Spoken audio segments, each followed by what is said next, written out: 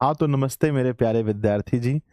कैसे हैं आप सभी लोग? उम्मीद करता हूँ कि बहुत अच्छे होंगे। आप सभी का क्रैश कोर्स के साइंस के क्रैश कोर्स के पहली क्लास में फिजिक्स के पहले चैप्टर में आप सभी का बहुत-बहुत स्वागत है। प्यारे बच्चों, आप सभी लोग इस क्लास को यूट्यूब पर देख पा रहे हैं और आप इस क्लास को बिल्कुल फ्री में, अगर आप एडमिशन नहीं भी लिए हैं, तो बस एक लेक्चर को बिल्कुल फ्री में देख पाएँगे आज। है ना? मैं जानता हूँ कि बहुत सारे बच्चे आज इस क्लास में जुड़ेंगे जो दिशा ऑनलाइन क्लासेस के क्रैश कोर्स को परचेज नहीं किए हैं। फिर भी आप इस क्लास को पूरा देख पाएंगे, लेकिन बच्चों इसकी अगली क्लास जो है वो आप ऐप पर ही देख पाएंगे, दिशा ऑनलाइन क्लासेस ऐप पर। तो बच्चों अगली क्लास के लिए आप सभी लोग वहां पर जुड़िएगा। चलिए कैसे हैं आप सभी लोग, एक बार कमेंट बॉक्स में लिखेंगे और बहुत ही प्यारा सा शुरुआत करने जा रहे हैं। बच्चों जैसा कि आप देख पा रहे हैं, थंबनेल में लिखा है कि बिहार बोर्ड मैट्रिक 2025 के लिए हमारा जो क्रैश कोर्स चल रहा है उसमें फिजिक्स की आज पहली क्लास होने वाली है। और बच्चों प्रकाश का परावर्तन चैप्टर का नाम है, जिसको हम लोग रिफ्लेक्शन ऑफ लाइट कहते हैं। फर्स्ट क्लास आपका फ्री है। बच्चों श्री गणेशाय नमः। आइए सबसे पहले गणेश जी का आशीर्वाद लेकर के आज का मोटिवेशन पढ़ते हैं। जो है ना, जो लक्ष्य में खो गया समझो वो सफल हो गया। तो बच्चों लक्ष्य में खोना बहुत जरूरी है जीवन में सफल होने के लिए। मेरे साथ जुड़ चुके हैं राजेश कुमार, आलोक हैं, विकास कुमार जी हैं, पिंटू हैं, संदीप है, अभिजीत है और बहुत सारे मेरे प्यारे प्यारे बच्चे जुड़ चुके हैं। और आज प्यारे बच्चों मुझे लगता है कि आज आप लोग एक नई बच्चों आप बहुत संख्या में जुड़ेंगे। सबसे पहले आप लोग मुझे बताइए कि अगर आप पेड बैच के विद्यार्थी हैं, माफ कीजिएगा, अगर आप बच्चों पेड बैच के विद्यार्थी हैं, आपने बैच परचेज कर लिया है तो एक क्लिक करें। सर नॉन पेड है, यानी आज आप फ्री लेक्चर देखने आए हैं सिर्फ, तो 2 क्लिक करें। एक बार जल्दी से बहुत फास्ट में कमेंट करेंगे कि भाई आप पेड बैचेस के हैं या फ्री बैचेस के हैं, जो सिर्फ यूट्यूब पर वीडियो देखते हैं। कि गुरुजी हम लोग तो एकदम है ना। ठीक है, आप कैसे हो गुरुजी? मैं बहुत सुंदर हूँ, बहुत अच्छा हूँ। आइए इसके बाद प्यारे बच्चों जितने भी लोग जुड़ चुके हैं, अप्रोक्स 5000 लोग जुड़े हैं। मैं आप लोगों से बच्चों एक उम्मीद रखता हूं कि आज 5000 बच्चे मिल करके एक है ना, सभी बच्चे मिलकर के इस क्लास को शेयर करेंगे। और बच्चों अगर एक एक विद्यार्थी को भी अगर आपके अंदर जोड़ने की क्षमता होगी, एक एक विद्यार्थी को अगर आप जोड़ेंगे, तो मिनिमम बच्चों आज का हमारा जो टारगेट है, जो हमारा लक्ष्य है बच्चों, वो है 8000 प्लस लाइव का। मेरे बच्चे इससे ज्यादा आप लोगों ने किया है, तो प्लीज एक बार सब लोग दम लगाइए और इस क्लास को शेयर कीजिए जल्दी से। फिर हम क्लास को स्टार्ट करें। 30 सेकेंड आपको दिया जा रहा है। व्हाट्सएप पर, टेलीग्राम पर, अपने स्टोरी में, अपने स्टेटस में, हर कोई बच्चों पूरा दम लगाकर शेयर करो, क्योंकि आज की क्लास में आपको आनंद आने वाला है। बच्चों अगला 100 मिनट आप मेरे साथ जुड़ के रहने वाले हो और 100 मिनट के अंदर आप बोलोगे वाओ मजा आ गया। ठीक है, जल्दी से। चलो बहुत बढ़िया गुरुदेव। मैं आपका क्लास नहीं परचेज किया हूं पर आज लेना चाहता हूं। अच्छी बात है, जाके परचेज कर लेना। हाँ? हो गया शेयर? सब लोगों ने क्लास को शेयर कर दिया बच्चों? चलो आइए शुरू करते हैं बच्चों इस क्लास को। और मैं आपको बता देना चाहता हूं कि जो लोग अगला लेक्चर देखना चाहते हैं, जो लोग बच्चों पूरा फिजिक्स पूरा साइंस मुझसे पढ़ना चाहते हैं, ऑल सब्जेक्ट पढ़ना चाहते हैं कि भाई मुझे तो संजय सर से पढ़ने का एक बार मौका मिला है, जो मुझसे लाइव पढ़ना चाहते हैं, भाई इस बैच को जाकर के आप परचेज कर लेना। ठीक है ना मेरे बच्चे? इसकी फीस कितनी है बताओ कमेंट बॉक्स में।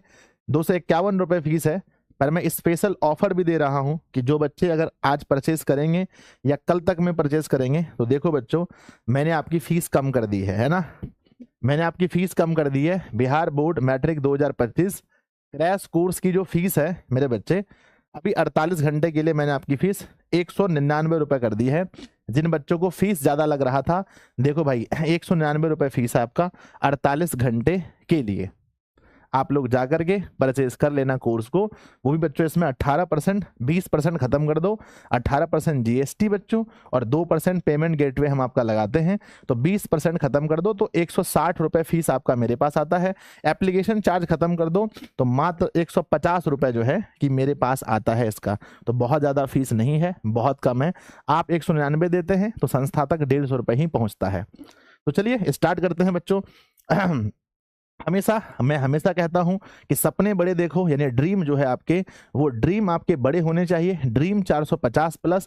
लेकिन बच्चों सिर्फ सपना देखने से नहीं होता है, सपना अगर 450 प्लस का देख रहे हैं तो आपको हार्ड वर्क करना पड़ेगा। तो बच्चों कहते हैं ड्रीम बिग हार्ड वर्क। तो बच्चों अगर आप मुझसे पढ़ते हैं, दिशा से पढ़ते हैं, तो दिशा का एक नारा है 450 प्लस हमारा है।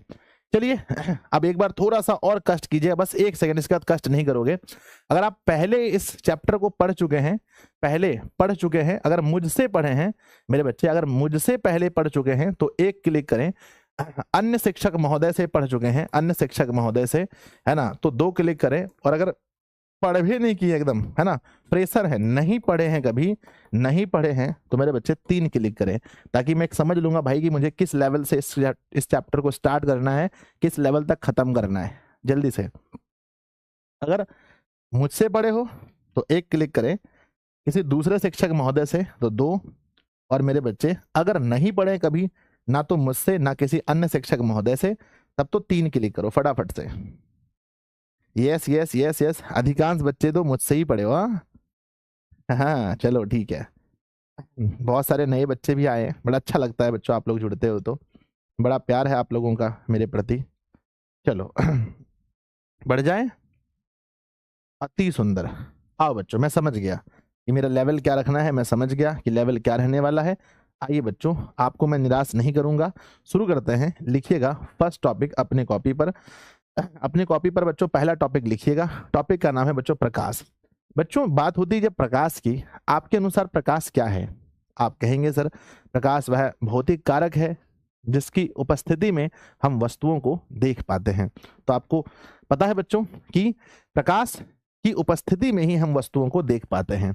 तो बच्चों है ना, सबसे पहली बात है प्रकाश क्या है, तो हम कहेंगे सर प्रकाश एक भौतिक कारक है ना, प्रकाश एक भौतिक कारक है जिसकी उपस्थिति में है ना, प्रकाश एक भौतिक कारक है, प्रकाश एक भौतिक कारक है विद्यार्थी जी, प्रकाश एक भौतिक कारक है कारक है जिसकी उपस्थिति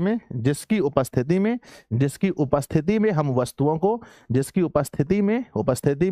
हम वस्तुओं को देख पाते हैं, हम वस्तुओं को देख पाते हैं, जिनकी उपस्थिति में हम वस्तुओं को देख पाते हैं। बोलो हाँ या ना, देख पाते हैं विद्यार्थी जी। प्रकाश वह भौतिक कारक है जिसकी उपस्थिति में हम वस्तुओं को देख पाते हैं। क्या सिर्फ आंख से वस्तु को देखा जा सकता है, हाँ या ना? क्या बच्चों ओनली आई से, यानी सिर्फ आंख से, क्या हम केवल आंख से वस्तुओं को देख सकते हैं? बच्चों केवल आंख से हम वस्तुओं को देख सकते हैं? तो गुरुजी हम केवल आंख से वस्तुओं को नहीं देख सकते हैं। अगला हमारा सवाल आता है बच्चों, प्रकाश अगर मैं पूछूं आपसे तरंग के रूप में क्या है, तो कहना बच्चों प्रकाश बच्चों कौन सा तरंग है, तो कहना विद्युत चुंबक की तरंग है। एग्जाम में क्वेश्चन पूछा जाएगा प्रकाश कैसा तरंग है बच्चों, तो कहना प्रकाश विद्युत चुंबक की तरंग है। और बच्चों याद रखना अगर ऐसा नहीं लिखा रहे तो ऑप्शन में मिलेगा अनुप्रस्थ तरंग। क्या बच्चा, क्या कहना, अनुप्रस्थ तरंग। प्रकाश कैसा तरंग है, प्रकाश कैसा तरंग है, प्रकाश एक अनुप्रस्थ तरंग है। विद्यार्थी जी अगर आपसे पूछा जाए प्रकाश हमेशा कैसी रेखा पर चलती है, तो बच्चों याद रखिएगा प्रकाश हमेशा बच्चों प्रकाश जो है, प्रकाश हमेशा सीधी रेखा पर गमन करती है। प्रकाश सीधी रेखा पर गमन करती है, प्रकाश सीधी रेखा पर गमन करती है। याद रखिएगा विद्यार्थी जी, ये बता दीजिए कि प्रकाश की चाल सबसे अधिक कहाँ होती है, चाल सबसे अधिक कहाँ होती है? मेरे बच्चे एग्जाम में पूछा जाता है कि प्रकाश की चाल सबसे अधिक कहाँ होती है। विद्यार्थी जी प्रकाश की चाल सबसे अधिक निर्वात में होती है, प्रकाश की चाल सबसे अधिक निर्वात में होती है। 3 × 10⁸ मीटर प्रति सेकेंड। याद रखिएगा 3 × 10⁸ मीटर प्रति सेकेंड सबसे ज्यादा प्रकाश की चाल कहाँ होती है, निर्वात में होती है। 3 × 10⁸ मीटर प्रति सेकेंड। विद्यार्थी जी सूर्य के प्रकाश को पृथ्वी तक आने में कितना समय लगता है? सूर्य के प्रकाश को पृथ्वी तक आने में कितना समय लगता है? तो बच्चों कहिएगा 8 मिनट, रफ में बताएं तो 8 मिनट 20 सेकेंड का टाइम, 8 मिनट 20 सेकेंड का टाइम बच्चों सूर्य के प्रकाश को पृथ्वी तक आने में लगता है। बच्चों क्या प्रकाश एक प्रकार की ऊर्जा भी है? क्या प्रकाश एक ऊर्जा भी है? तो यस बच्चों कहना कि प्रकाश एक प्रकार की ऊर्जा भी है, प्रकाश एक प्रकार की प्रकाश एक प्रकार की एनर्जी भी है, एक प्रकार की ऊर्जा भी है। तो बच्चों अगर नॉलेज अपडेट हो गया, अगर फिर से रिवीजन हो गया तो प्यारा सा दिल बनाकर भेजिए कि सर प्रकाश के बारे में जो भी पूछा जाए हम एग्जाम में बता देंगे। कई जगह आपको 8 मिनट 16 सेकंड देखने को मिलेंगे, ठीक है, तो वो मैं एक रफली बताया कि 8 मिनट 20 सेकंड का टाइम लगता है।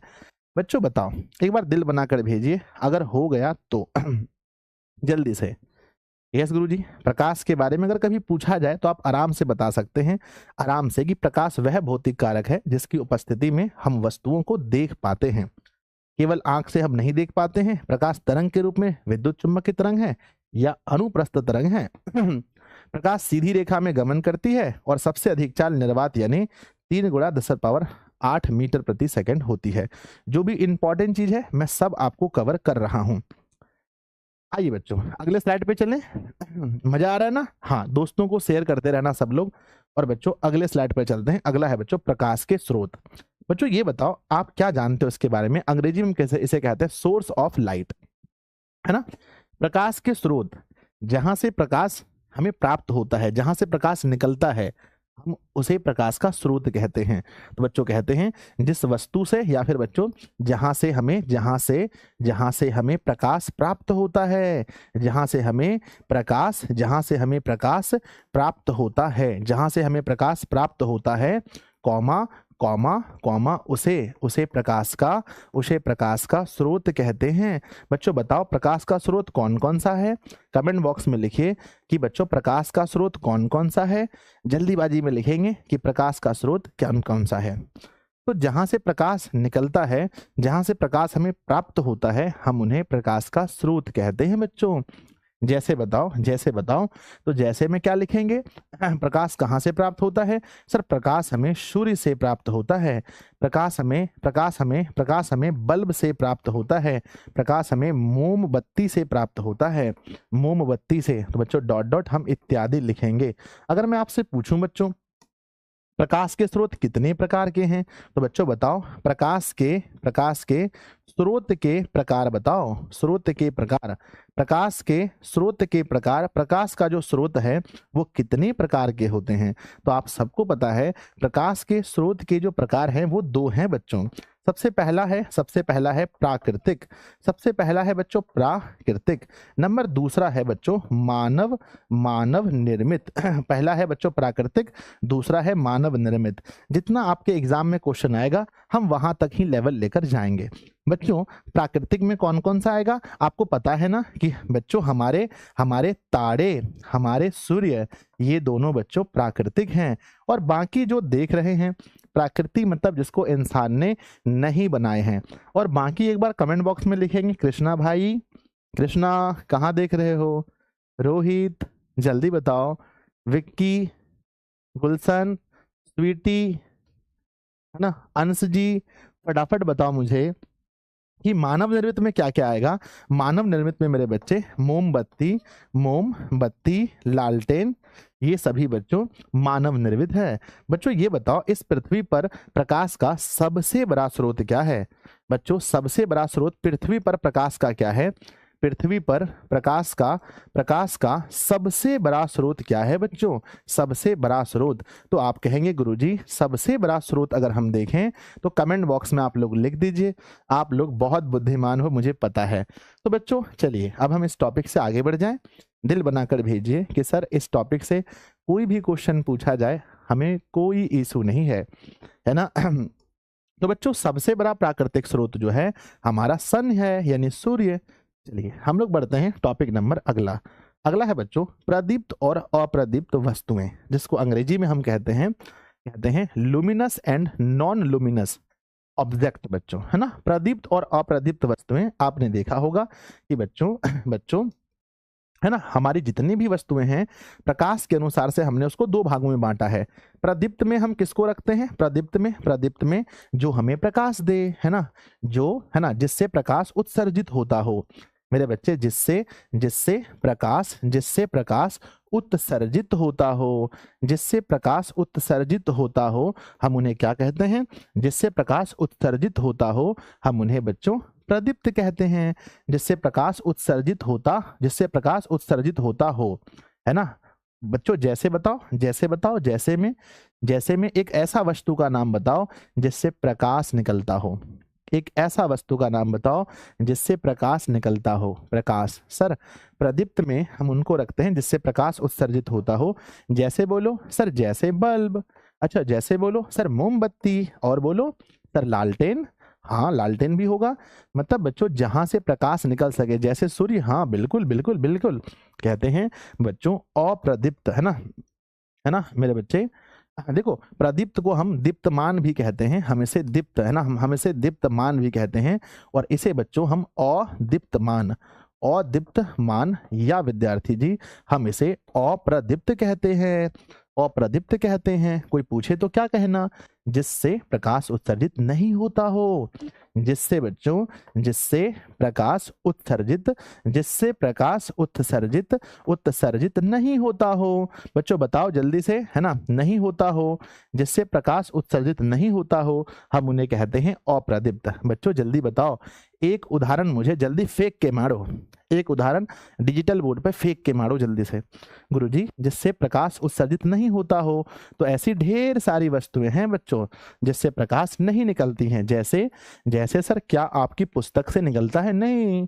आपकी पुस्तक सर, आपके आपके आपका जो कलम है उससे निकलता है? नहीं भाई। सर कागज से प्रकाश निकलता है? अरे नहीं नहीं नहीं। तो मेरे बच्चे लिखेंगे इत्यादि, ठीक है ना। अगर आप इस टॉपिक को समझ चुके हैं, प्रदीप्त और अप्रदीप्त को, तो एक बार प्यारा सा दिल बनाकर भेजिए मेरे बच्चे। हम आगे बढ़े, एक प्यारा सा दिल बनाकर भेजिए। क्या हम आगे बढ़े? प्रदीप्त और अप्रदीप्त को समझ गए? यस मेरे बच्चे, पावर ऑफ डीओसी।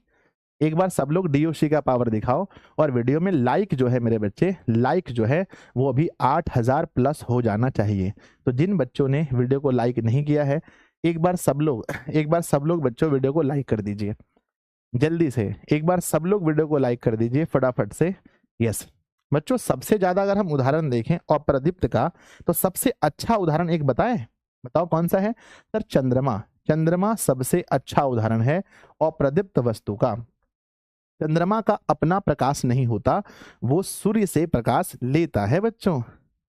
चलिए बढ़ते हैं हम लोग अगले टॉपिक की ओर। अगला टॉपिक है प्रकाश की किरणें बच्चों, जिसको अंग्रेजी में रेज ऑफ लाइट कहते हैं। प्रकाश की किरणें मतलब जिस पथ पर प्रकाश चलता है हम उसे प्रकाश का किरण कहते हैं बच्चों, है ना। ध्यान रखना कि, है ना, जिस पथ पर प्रकाश चलता है हम उसे क्या कहते हैं? जिस पथ पर प्रकाश चलता है या गमन करता है, जिस पथ पर प्रकाश गमन करता है, गमन करता है, गमन करता है, कॉमा, उस पथ को क्या कहते हैं? उस पथ को प्रकाश की किरण कहते हैं। उस पथ को उस पथ को प्रकाश की किरण कहते हैं। उस पथ को प्रकाश की किरण कहते हैं। मेरे बच्चे, अगर मैं आपसे पूछूं, किरण कहते हैं, अगर मैं आपसे पूछूं कि बच्चों प्रकाश के किरण कितने प्रकार के होते हैं? मेरे बच्चे, प्रकाश का जो किरण होता है ना, माफ कीजिएगा, यहां पर नहीं पढ़ना है। जिस पथ पर प्रकाश गमन करता है उस पथ को, जिस पथ पर प्रकाश गमन करता है उस पथ को प्रकाश की किरण कहते हैं। जैसे मान लो बच्चों कि ये हमारा एक पथ है जिस पर प्रकाश जा रहा है, तो हम इसे क्या बोलेंगे? हम इसे बोलेंगे बच्चों किरण, हम इसे बोलेंगे किरण। अच्छा ये बताओ, अगर मैं आपसे कुछ पूछूं तो कि बाबू बताओ किरण पुंज किसे कहते हैं? किरण पुंज, तो आप क्या बोलोगे किरण पुंज के बारे में? तो बताइए कमेंट बॉक्स में। सर किरण पुंज आपने पढ़ाया था कि किरणों के समूह को, है ना, किरणों के समूह को क्या कहते हैं? किरणों के समूह को किरण पुंज कहते हैं। किरणों के समूह को किरण पुंज कहते हैं। तो बच्चों किरणों के समूह को किरण पुंज कहते हैं। क्या कोई बता सकते हैं किरण पुंज कितने प्रकार के होते हैं? जल्दी बताओ, है ना। किरणों के समूह को किरण पुंज कहते हैं। क्या आप मुझे बता सकते हैं कि बच्चों किरण पुंज कितने प्रकार के होते हैं? तो चलिए देखते हैं किरण पुंज के प्रकार। क्या देखते हैं बच्चों? किरण पुंज के प्रकार, है ना। किरण पुंज के प्रकार आपको मैंने बताया था, उस समय आप पढ़े होंगे। हाँ बहुत सुंदर, रोहित जी, विकास, रिमझिम, गुलशन, छोटू भाई है, गरीब बुआ है, अरे सबका पता है ना सबको। मेरे बच्चे सबसे पहला होता है सबसे फर्स्ट होता है अपसारी किरणपुंज। नंबर 1 होता है बच्चों अपसारी। क्या होता है? अपसारी, अपसारी किरणपुंज, अपसारी। मेरे बच्चे अपसारी किरणपुंज सबसे पहला होता है। बच्चों दूसरा क्या होता है? सर अपसारी किरणपुंज में क्या होता है? इस तरह का फिगर होता है, एक ही जगह से बच्चों किरणें, ऐसा प्रतीत होता है जैसे एक ही बिंदु स्रोत से प्रकाश बाहर निकलता हो, इसे बोलते हैं अपसारी किरणपुंज। विद्यार्थी जी आगे बढ़ते हैं। नेक्स्ट दूसरे में क्या आता है? दूसरे में आता है अभिसारी किरणपुंज। बच्चों अभिसारी किरणपुंज में क्या होता है गुरुदेव? अभिसारी किरणपुंज में क्या होता है?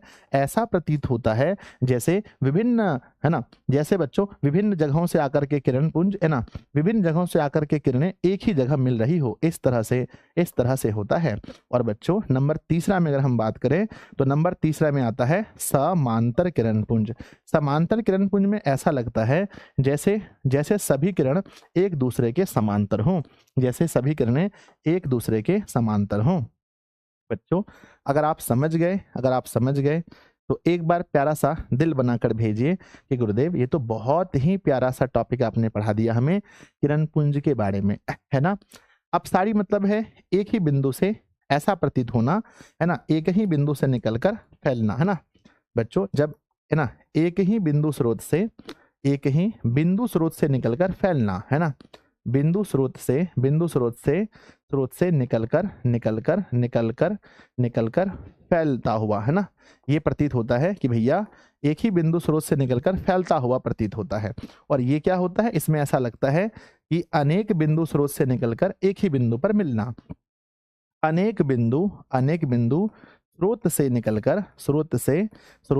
निकलकर एक बिंदु पर मिलना, एक बिंदु पर मिलना हो गया। और यहाँ तो बच्चों यहाँ एक दूसरे के समांतर होना, एक दूसरे के समांतर, यहाँ क्या होता है? सिर्फ एक दूसरे के समांतर होता है। बहुत सुंदर, सबने लिखा यस गुरुजी, यस यस, प्यारा सा दिल आ गया। आगे बढ़े, अगले टॉपिक पर चलें। यस, आइए बच्चों देखते हैं अगले टॉपिक पर, है ना। नेक्स्ट टॉपिक है बच्चों पारदर्शी, पारभासी और अपारदर्शी। क्या आपने पढ़ा है ये टॉपिक को बच्चों? पारदर्शी को ट्रांसपेरेंट, है ना, ट्रांसलूसेंट, और बच्चों एंड, है ना, ओपाक्यू बच्चों, है ना, ऐसा कहा जाता है। तो अंग्रेजी थोड़ा मेरा गड़बड़ है। पारदर्शी में क्या होता है बच्चों? बताओ कमेंट बॉक्स में कि पारदर्शी में क्या होता है बच्चों? पारदर्शी में क्या होता है? पारदर्शी में यदि बच्चों कोई ऐसा वस्तु जिससे होकर प्रकाश आर पार हो जाता हो, उसे क्या बोलते हैं मेरे बच्चे, है ना? कहेंगे ऐसा पदार्थ जिससे होकर प्रकाश, ऐसा पदार्थ जिससे होकर प्रकाश, ऐसा पदार्थ जिससे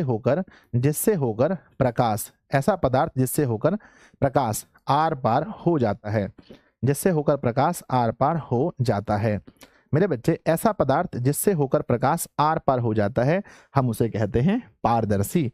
बच्चों उदाहरण बताओ, जल्दी से फेंक के मारो, जल्दी मारो फेंक के बोर्ड को, डिजिटल बोर्ड में बच्चों एक उदाहरण फेंक के मारो जल्दी से। जैसे बच्चों जल्दी बताओ, एक पारदर्शी पदार्थ का नाम बताओ कमेंट बॉक्स में। सर मैं बताता हूँ, अच्छा हवा है, वाह बहुत सुंदर, बहुत सुंदर। मेरे विद्यार्थी जी ने कहा गुरुजी हवा है, मेरे विद्यार्थी जी ने कहा गुरुजी कांच है, मेरे विद्यार्थी जी ने कहा गुरुजी जल है, जल है, ठीक है ना। ये सारी चीजें आप जो देख रहे हैं, ये सारी चीजें बच्चों पारदर्शी हैं। दूसरा बढ़ते हैं, पारदर्शी के बाद होता है पारभासी। पारभासी मेरे बच्चे ऐसा पदार्थ लिखेंगे, ऐसा पदार्थ जिसके, है ना, ऐसा पदार्थ जिसके कुछ ही भाग से, है ना, माफ कीजिएगा, ऐसा पदार्थ जिसके कुछ ही भाग से प्रकाश पार हो सके, प्रकाश पार ना आर पार हो सके, आर पार हो सके। मेरे बच्चे जिसके कुछ ही भाग से प्रकाश आर पार हो सके, याद रखिएगा बच्चों, इसके पूरे भाग को प्रकाश कभी पार नहीं कर सकता है, इसके कुछ भाग को पार करता है। बच्चों जैसे बताओ, जैसे फेंक के मारो डिजिटल बोर्ड पे जल्दी से। गुरुजी अगर हम पारभासी पर बात करेंगे तो गुरुजी बताओ, कमेंट बॉक्स में लिखा किसने है? सर प्लास्टिक, ओहो घिसा हुआ कांच, हाँ बच्चों तेल लगा कागज सबसे अच्छा उदाहरण है, तेल लगा कागज कागज और मेरे बच्चे घिसा हुआ कांच, है ना, घिसा हुआ कांच। ये दो बहुत बेस्ट उदाहरण है। और बच्चों कभी भी जिस उदाहरण पर आपको 100% कॉन्फिडेंस ना हो वो उदाहरण कभी ना बताएं किसी को, ठीक है ना, हमेशा याद रखें। तीसरा है बच्चों अपारदर्शी। मेरे विद्यार्थी जी, अपारदर्शी के बारे में आप क्या जानते हैं? सर, अपारदर्शी की परिभाषा एग्जाम में क्या लिखनी है? एग्जाम में लिखनी है जिससे, है ना, ऐसा पदार्थ ऐसा पदार्थ ऐसा पदार्थ जिससे होकर ऐसा पदार्थ जिससे होकर ऐसा पदार्थ जिससे होकर जिससे होकर जिससे होकर प्रकाश, ऐसा पदार्थ जिससे होकर प्रकाश आर पार ना हो सके। आर पार, है ना, बिल्कुल भी आर पार, ऐसा पदार्थ जिससे होकर प्रकाश बिल्कुल भी आर पार ना हो सके, थोड़ा सा भी नहीं, बिल्कुल भी आर पार ना हो सके। बच्चों बताओ कुछ ऐसा, है ना, ना हो सके। बच्चों एक आध उदाहरण तो बताओ, एक आध उदाहरण बताओ please please please. I am waiting your example बच्चों, I am waiting for your example. Sir ईंटा लिख दो बड़ा प्यारा सा लिखा है कि सर दीवार लिख दो। अच्छा अच्छा अच्छा मेरे बच्चे, सर ईंटा लिख दो, वाओ ईंट, है ना। सर दीवार लिख दो, दीवार लिख देता हूँ। सर आपके पुस्तक से पार होगा? नहीं होगा छोटे, पुस्तक लिख दो, इत्यादि। मेरे बच्चे हम उम्मीद करते हैं कि आप इन तीनों पॉइंट्स को सीख चुके होंगे और आपके बोर्ड परीक्षा में अगर इन तीनों पॉइंट से चाहे बच्चों ऑब्जेक्टिव क्वेश्चन आए चाहे सब्जेक्टिव क्वेश्चन आए, आप सवाल को बनाने में सक्षम हैं। क्वेश्चन पूछा है पारदर्शी, अपारदर्शी और बच्चों, है ना, माफ कीजिएगा, पारदर्शी, पारभासी और अपारदर्शी हो गया। तो प्यारा सा दिल बनाइए ताकि हम अगले टॉपिक पर चल पाए सब लोगों के देखो भैया सबके तो मजे मजे। आ जाओ, अगला हमारा टॉपिक है प्रकाश का परावर्तन। जिस टॉपिक का हमें बेसब्री से इंतजार था वो टॉपिक आ गया है, रिफ्लेक्शन ऑफ लाइट, यानी प्रकाश का परावर्तन। बच्चों आप तो यही पढ़े हो कि भाई किसी सतह से प्रकाश का, है ना, किसी सतह से टकराकर, है ना, किसी सतह से टकराकर प्रकाश का वापस मुड़ जाना, किसी सतह से टकराकर प्रकाश का वापस मुड़ जाना, किसी सतह से टकराकर प्रकाश का वापस मुड़ जाना, प्रकाश का परावर्तन कहलाता है, प्रकाश का परावर्तन कहलाता है। बच्चों दिस इज मोस्ट, है ना, परावर्तन कहलाता है ना, कहलाता है। बच्चों बहुत बहुत बहुत इंपॉर्टेंट टॉपिक है। मैं लिख देता हूं कि 2025 के पेपर में दोनों पाली में से किसी पाली में ये क्वेश्चन पूछा जाएगा कि भाई प्रकाश का परावर्तन किसे कहते हैं। कहना बच्चों, किसी सतह से टकराकर प्रकाश का वापस मुड़ जाना प्रकाश का परावर्तन कहलाता है। बच्चों मान लो कि मेरे पास एक प्यारा सा सतह है, ठीक है ना, ये हमारा एक सतह है, सतह। मेरे बच्चों अब क्या करते हैं, इस सतह से मान लो कि प्रकाश आया बच्चों और ऐसे टकरा करके ऐसे वापस मुड़ गया। तो ये बच्चों ये आया और ये बच्चों यहाँ टकराया और ये बच्चों वापस हो गया। तो जब प्रकाश किसी सतह से टकराएगा और वापस मुड़ जाएगा तो इसे ही प्रकाश का परावर्तन कहते हैं। बच्चों अगर आप समझ गए तो प्यारा सा दिल बनाकर भेजिए कि गुरुजी अगर मेरे एग्जाम में ये क्वेश्चन आता है कि what is reflection of light, प्रकाश का परावर्तन क्या है, तो मैं कहूंगा भाई किसी सतह से टकराकर प्रकाश का वापस मुड़ जाना प्रकाश का परावर्तन कहलाता है। बच्चों दिल बनाकर भेजो जल्दी जल्दी से, फटाफट फटाफट बच्चों जब टकराता है तो वो किसी ना किसी नियम को फॉलो करता है। याद रखना, टकराने पर, हर बार टकराने पर एक नियम फॉलो होता है। बताओ वो नियम कौन सा है? चलिए तो अगला क्वेश्चन जो एग्जाम के लिए बहुत बहुत बहुत जरूरी है वो क्वेश्चन है बच्चों, है ना, परावर्तन का नियम यानी लॉज ऑफ रिफ्लेक्शन। इसके बच्चों नियम भी है, बताओ कौन सा है? सर देखो, मान लो कि जैसा सतह आपने बनाया था मैं पुनः वैसा सतह बनाता हूं। ये मेरा सतह है, ये मेरा सतह है मेरे बच्चे, ये मेरा सतह है और ये हमने किरण को लेकर आया। बच्चों आने वाली किरण को पिछले बार तो मैंने सीधा लिख दिया था आया किरण, लेकिन यहाँ आया नहीं लिखेंगे। जो किरणें किसी सतह पर आती हैं हम उसे कहते हैं आपतित किरण। जो किरणें आती हैं हम उन्हें क्या कहते हैं बच्चों? आपतित किरण। और जहां टकराती है इस बिंदु को हम कहते हैं बच्चों आपतन बिंदु। यस गुरुजी, आपतित किरण टकराया इसीलिए नाम रखा आपतन बिंदु। अगर सोचो संजय किरण टकराता तो नाम क्या होता, सोच के बताना बच्चों, ठीक है ना। अब ये यहाँ से टकरा कर पुनः वापस गया बच्चों। वापस होने को क्या पढ़े थे पिछले में, हम लोग पढ़े थे कि जो वापस हो उसे परावर्तित कहते हैं, तो वापस होने को कहते हैं परावर्तित किरण। तो बच्चों हम लिखेंगे, एक तरफ लिखेंगे, हम लिखेंगे आपतित किरण और लिखेंगे परावर्तित किरण। बच्चों इसके बीच में एक प्यारा सा एक अभिलंब डालते हैं। इसके बीच में बच्चों हमने एक रेखा खींचा, चूंकि यह 90 डिग्री पर है, 90 डिग्री पर है, बिल्कुल सीधी है, इसीलिए हम मैथ के रूल से हम इसे कहेंगे अभिलंब। मैथ के रूल से हम इन्हें अभिलंब कहेंगे, क्योंकि अभिलंब बिल्कुल 90 डिग्री पर होता है। बच्चों अब सोच के बताना कि ये हमारे पास आपतित किरण, ये हमारा अभिलंब, तो इसके बीच में कुछ एंगल बन रहा है ना, बताओ बच्चों इसके बीच कुछ एंगल बन रहा है ना। अरे हाँ सर, एंगल बन रहा है। जब एंगल बन रहा है आपतित किरण की मदद से, इसीलिए हम इस एंगल को बोलेंगे आपतित किरण से बन रहा है, इसलिए हम बोलेंगे आपतन कोण। मेरे बच्चे इस एंगल को आपतन कोण और इसको एंगल आई कहते हैं। वाह मेरे बच्चे, आपतित किरण से बना है इसीलिए आपतन कोण है। सोचो अगर संजय किरण से बना होता तो इस एंगल का नाम क्या होता बच्चों। अब यह है परावर्तित किरण और यह है अभिलंब। इन दोनों के मेल से अगर बना है तो हम इन्हें बोलेंगे परावर्तन कोण, हम इन्हें बोलेंगे परावर्तन कोण। और बच्चों इसको है ना, इसको अंग्रेजी में बच्चों, इसको अंग्रेजी में इंसिडेंस रे और इसको बच्चों रिफ्लेक्टेड रे कहते हैं। इंसिडेंट रे का पहला अक्षर क्या होता है, इंसिडेंट रे का पहला अक्षर आई होता है, इसलिए मैं इसे एंगल आई कहता हूं। और बच्चों रिफ्लेक्टेड रे का पहला एंगल आर से शुरू होता है, पहला अक्षर, तो इसलिए मैं कोण आर कहता हूं।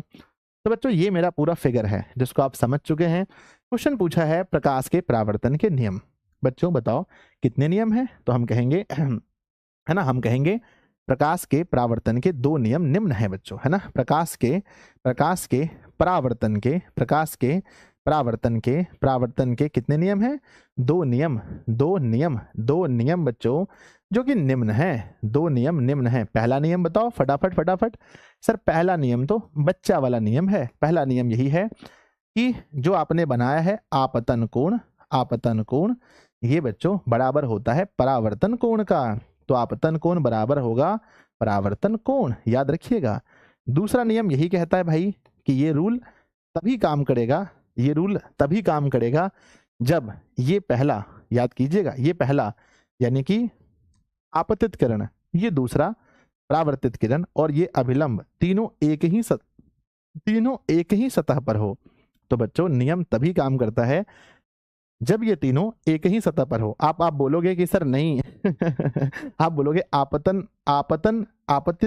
आपतित किरण यहाँ है, परावर्तित किरण यहाँ है और अभिलंब मैंने यहाँ खींचा है, मतलब ये है बच्चों, है ना, ये आपतित किरण है चाचा जी के घर पे, है ना, और परावर्तित किरण है मौसा जी के घर पे, और हमने अभिलंब खींचा है नानी जी के घर पे।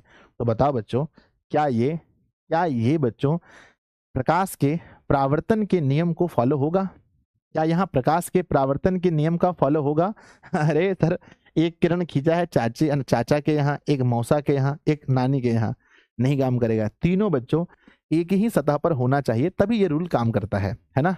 तो बच्चों इसका रूल तभी बनता है, लॉज ऑफ रिफ्लेक्शन ये तभी फॉलो करता है जब मेरे बच्चे, जब क्या होगा, प्रकाश के परावर्तन के 2 नियम हैं। पहला रूल ये कहता है कि आपतन कोण परावर्तन कोण के बराबर है। दूसरा रूल कहता है कि बच्चों पहला जो आपतित किरण आपने कहा, आपतित किरण और कॉमा दूसरा परावर्तित किरण, मेरे बच्चे आपतित किरण कॉमा परावर्तित किरण एवं डायरेक्ट भी आप अभिलंब लिख सकते हो, या आपतन बिंदु पर डाले गए अभिलंब, या एवं आपतन बिंदु पर डाले गए अभिलंब, डाले गए अभिलंब तीनों कहाँ होना चाहिए बच्चों, बताओ।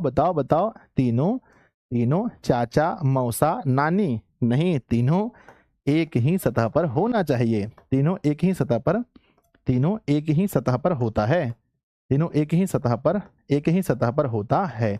तो मेरे विद्यार्थी जी कितने ऐसे बच्चे हैं जिनको लग रहा है कि आपको ये याद हो गया? एकदम प्यारा सा दिल बनाकर भेजिए कि सर मुझे याद हो गया। ठीक है, तो बच्चों प्रकाश के परावर्तन के 2 नियम हैं, बहुत इंपॉर्टेंट है एग्जाम के दृष्टिकोण से। तो मैं इसको मान के चलता हूँ कि भाई 2025 में ये किसी ना किसी के पेपर में आएगा और आपको बड़ा अच्छा लगेगा, है ना। जब भी क्वेश्चन पूछे प्रकाश के परावर्तन के नियम को लिखें तो मेरी बात को ध्यान रखना, फिगर जरूर बनाना। ये फिगर मोस्ट इंपॉर्टेंट है आपके पेपर के लिए।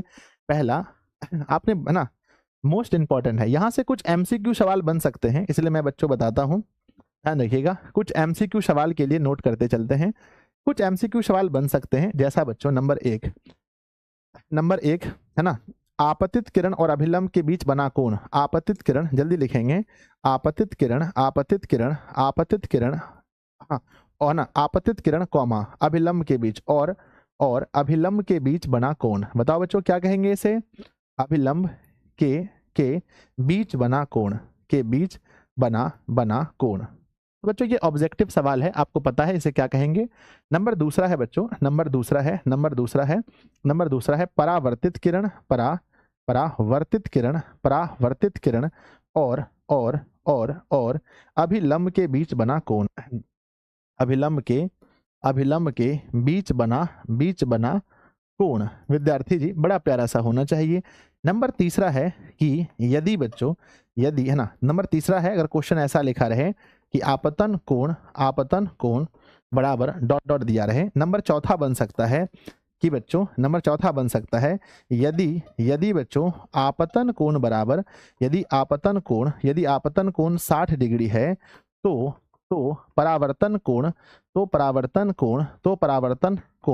डॉट डॉट, है ना। यदि कोई किरण मेरे बच्चे, अगला है कि यदि, है ना, यदि कोई किरण सतह पर लंबवत आपतित होती है, सतह पर लंबवत आपतित होती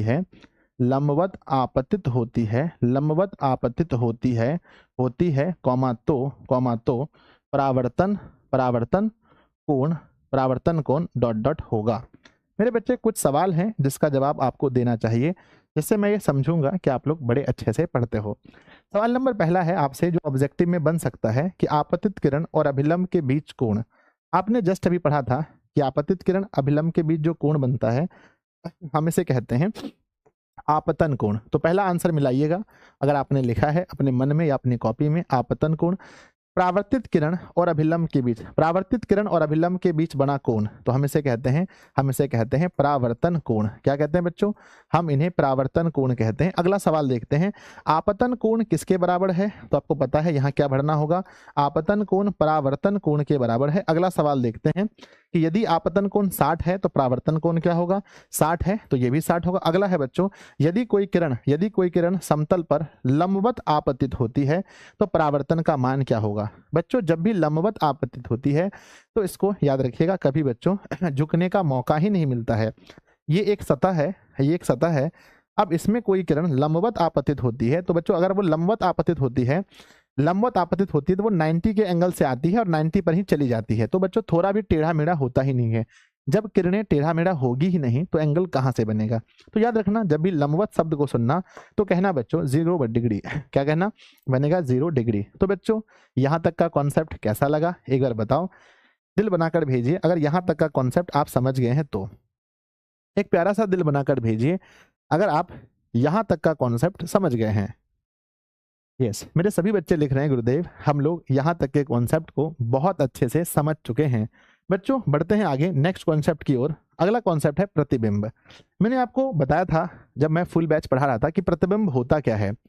बच्चों अब ये प्रतिबिंब क्या होता है इसको देखना है, तो इसकी परिभाषा याद रखना है। बिंदु स्रोत से निकलती हुई प्रकाश की किरणें, क्या लिखते हैं, है ना, बिंदु स्रोत से निकलती हुई निकलती हुई प्रकाश की किरणें, बिंदु स्रोत से निकलती हुई प्रकाश की किरणें, बिंदु स्रोत से निकलती हुई प्रकाश की किरणें दर्पण से परावर्तन के बाद बिंदु स्रोत से निकलती हुई प्रकाश की किरणें दर्पण से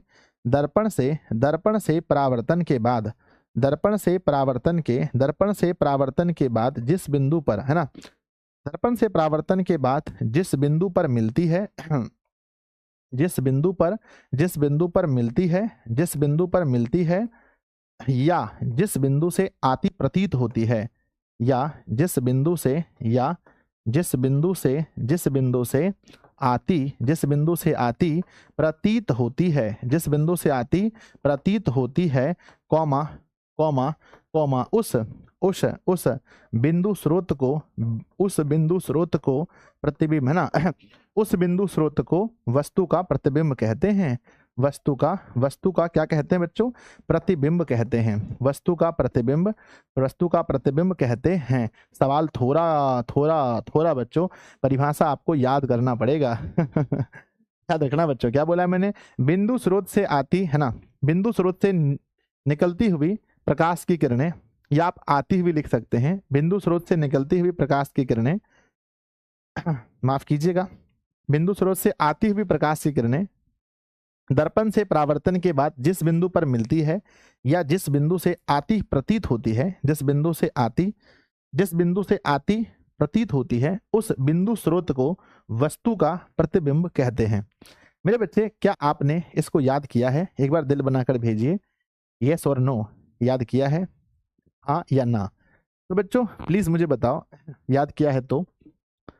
बिंदु स्रोत से निकलती हुई प्रकाश की किरणें, बिंदु स्रोत से आती हुई लिख देते हैं, बिंदु स्रोत से आती हुई प्रकाश की किरणें, बिंदु स्रोत से आती हुई, बिंदु स्रोत से आती हुई, बिंदु स्रोत से आती हुई प्रकाश की किरणें दर्पण से परावर्तन के बाद जिस बिंदु पर मिलती है, या जिस बिंदु से आती हुई प्रतीत होती है, जिस बिंदु से आती हुई प्रतीत होती है, उसे हम लोग क्या बोलते हैं? उस बिंदु स्रोत को वस्तु का प्रतिबिंब कहते हैं।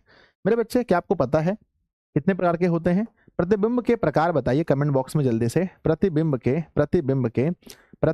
प्रकार कमेंट बॉक्स में लिखेंगे बहुत जल्दी से मेरे बच्चे। प्रतिबिंब के प्रकार, तो सबसे पहला होता है, सबसे फर्स्ट होता है वास्तविक प्रतिबिंब। पहला होता है वास्तविक प्रतिबिंब, जिसको अंग्रेजी में क्या बोलते हैं? वास्तविक प्रतिबिंब को बोलते हैं रियल, है ना, रियल इमेज बोलते हैं मेरे बच्चे। ये है हमारा वास्तविक प्रतिबिंब। और दूसरा क्या है? हमारा काल्पनिक, आभासी मेरे बच्चे। दूसरा क्या है? आभासी, या हम इसे कहते हैं काल्पनिक। और बच्चों प्रतिबिंब, है ना बच्चों, है ना, प्रतिबिंब, इसका क्या होता है अंग्रेजी में बताना बच्चों? कि काल्पनिक प्रतिबिंब होता है इसका नंबर दूसरा। ठीक है, तो यहाँ पर क्या होगा? यहाँ वास्तव में किरणें मिलेंगी, यहाँ बच्चों किरणें वास्तव में मिलती हैं, यहाँ, है ना, यहाँ वास्तव में मिलती हैं, वास्तव में अगर किरणें मिल रही हैं, किरणें वास्तव में मिलती हैं, तो मेरे बच्चे बनता है क्या हमारा? वास्तव में मिलती हैं तो बनता है वास्तविक प्रतिबिंब। और किसी बिना बिंदु से आती प्रतीत होती है ना, यदि बच्चों, है ना, किसी बिंदु से, किसी बिंदु स्रोत से, किसी बिंदु स्रोत से आती प्रतीत होती हैं, अगर किसी बिंदु स्रोत से आती प्रतीत होती हैं तो बच्चों हम इसे क्या बोलेंगे? हम इसे बोलेंगे काल्पनिक प्रतिबिंब।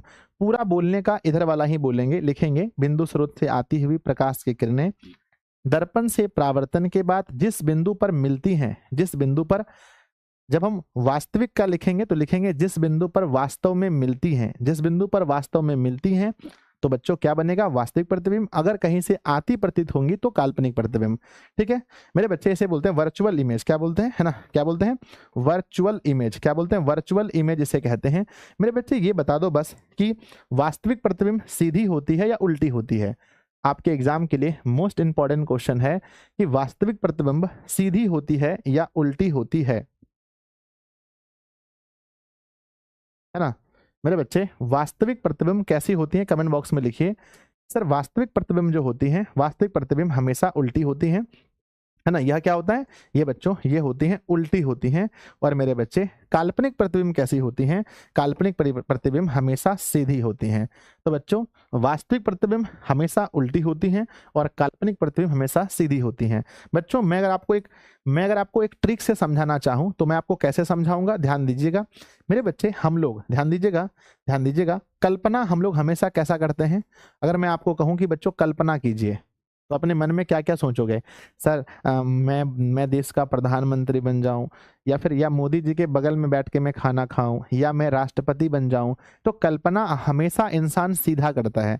अगर आप अभी कल्पना सबसे ज्यादा पता क्या कर रहे हो? सर मैं बिहार टॉपर बन जाऊं। तो ये बच्चों कल्पना है, इसलिए याद रखिएगा कि कल्पना हमेशा सीधी होती है।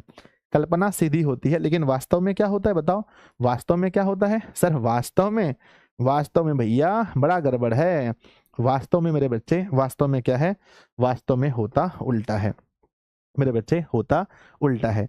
एक बच्चा कह रहा है गुरुजी हमें कितना घंटा पढ़ना चाहिए? कितना घंटा पढ़ना चाहिए? आ जाओ मेरे बच्चे, देखो ध्यान से। मैं एक ग्राफ बना रहा हूँ बच्चों, है ना। मैं एक ग्राफ बना रहा हूँ, ध्यान देना। मैं एक ग्राफ बना रहा हूँ, ध्यान देना। मैं एक प्यारा सा ग्राफ बना रहा हूँ, समझने का प्रयास करना इस ग्राफ से। आपको कितना घंटा पढ़ना चाहिए इस ग्राफ से आप समझो मेरे बच्चे। आप इस ग्राफ से समझो आपको कितना घंटा पढ़ना चाहिए। बच्चों इस पॉइंट को क्या बोलते हैं? इस पॉइंट को क्या बोलते हैं बोलो? इस पॉइंट को क्या बोलते हैं? जल्दी बताओ इस पॉइंट को। सर ये मिनिमम पॉइंट है, ये पॉइंट है मिनिमम, है ना। मिनिमम, ये पॉइंट है मिनिमम, है ना। यानी कि बच्चों स्टार्टिंग है, जब आप पढ़ोगे 12th क्लास में तो वहां मैं आपको पढ़ाऊंगा बच्चों मिनिमम और मैक्सिमम क्या होता है ना। जब आप जाएंगे बच्चों किसमें, मिनिमम मैक्सिमम के बारे में आप पढ़ते हो इसमें लिमिट चैप्टर में। तो ये बच्चों मिनिमम है और ये क्या है? ये है इसका मैक्सिमम। ये है बच्चों मैक्सिमम, ये है मैक्सिमम। और बच्चों फिर अगर हम देखें इस वाले कर्व का तो ये इसका मिनिमम है, ये इसका बच्चों मिनिमम है और ये इसका मैक्सिमम है। ये बच्चों इस वाले का, इसका ये मिनिमम है और ये इसका मैक्सिमम है। ध्यान रखिएगा मेरे बच्चे कि जो हो सकता है कि जो आपका मैक्सिमम है, ध्यान रखना, जो आपका मैक्सिमम है वो किसी का मिनिमम है। यानी मेरे बच्चे जो आप कहते हैं ना कि सर मैं तो 6 घंटा पढ़ता हूं, ध्यान रखना मैंने क्या बोला, जो आपका मैक्सिमम है यानी हाईएस्ट अगर आप 6 घंटा पढ़ते हैं, आप कहते हैं मेरे बच्चे कि मैं तो हाईएस्ट 6 घंटा पढ़ता हूं या पढ़ती हूं, तो याद रखना बच्चों कोई ऐसा बंदा है जिसका ये मिनिमम 6 घंटा, यानी कि जब उनका तबीयत खराब था, जब उनके घर में शादी थी, जब उनके पड़ोसी के घर में बाजा बज रहा था, तब वो 6 घंटा पढ़ता है। समझो यानी कि उसका मैक्सिमम कितना होगा, जिसका मिनिमम 6 होगा, समझो उसका मैक्सिमम कितना होगा मेरे बच्चे। मैक्सिमम इसका 12-12 घंटा होगा। तो इसका कोई लिमिट नहीं है बच्चों कि हमें कितना घंटा पढ़ना चाहिए। पूरा जान झोंक दो, पूरा दम लगा दो, याद रखना आपका मैक्सिमम किसी का मिनिमम है। ठीक है, जितना आप घंटा पढ़ते हो ना, अच्छे मन से खुश होकर के जितना घंटा पढ़ते हो, जब आपका स्वास्थ्य अच्छा रहता है उतना घंटा कोई बच्चों स्वास्थ्य खराब में पढ़ रहा है, इसलिए घंटा मत पूछो मुझसे, है ना। आ जाओ अगले टॉपिक में चलते हैं। नेक्स्ट टॉपिक है बच्चों समतल दर्पण। मेरे बच्चे हम लोग समतल दर्पण के बारे में आप पढ़े होंगे मेरे बच्चों। समतल दर्पण यानी प्लेन मिरर, आपको मैंने बताया था कि ये बनता कैसे है, बताओ मेरे बच्चे समतल दर्पण बनता कैसे है। तो भाई साहब इसमें हम लोग क्या करते हैं, AGBR का पेंट करते हैं ना। AGBR का इस पर पेंट किया जाता है समतल दर्पण पर। नॉर्मल शीशा है, नॉर्मल शीशा है नॉर्मल मेरे बच्चे शीशा है, नॉर्मल शीशा है। अब इस शीशे पर क्या करते हैं, शीशे पर मेरे बच्चे हमने AGBR का पेंट कर दिया पीछे से, है ना। जब हमने इस पर पेंट कर दिया, जब हमने पेंट कर दिया तो ये अब ये हमारा क्या बन गया, अब ये हमारा बन गया समतल दर्पण, है ना। ये बन गया बच्चों समतल दर्पण। समतल दर्पण की प्रॉपर्टीज बहुत ज्यादा पूछी जाती हैं। समतल दर्पण पे जब, है ना, समतल दर्पण नॉर्मल है AGBR, है ना मेरे बच्चे। नॉर्मल शीशे में अगर हम AGBR का पेंट कर दें तो ये समतल दर्पण बन जाता है। अगले क्वेश्चन पर चलते हैं मेरे बच्चे। समतल दर्पण के बारे में मुझे 2-3 चीज बताओ। सबसे पहली बात ये बताओ कि मेरे बच्चे इसका फोकस कितना होता है, इनका फोकस कितना होता है।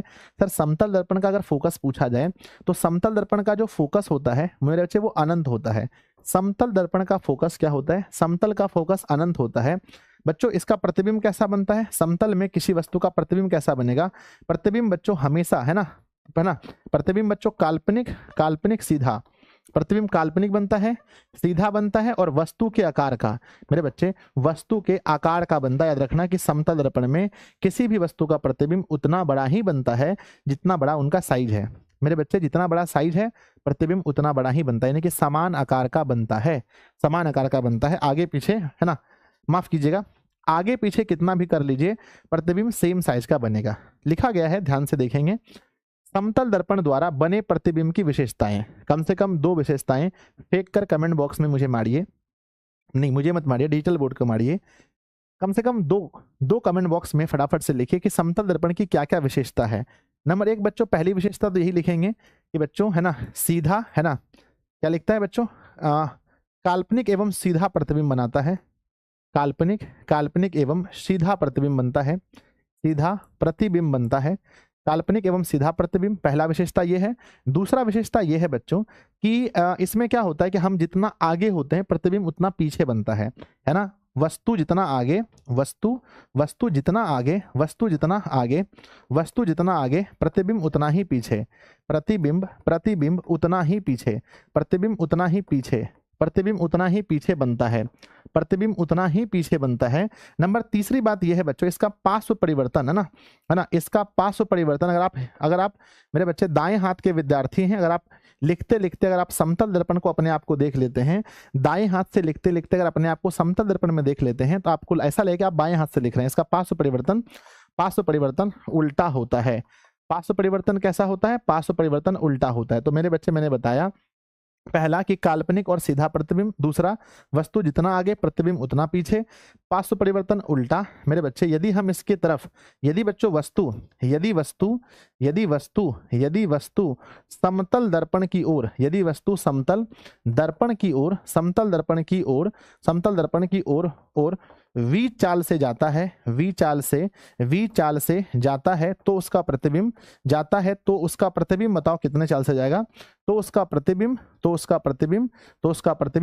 2v चाल से आगे बढ़ेगा।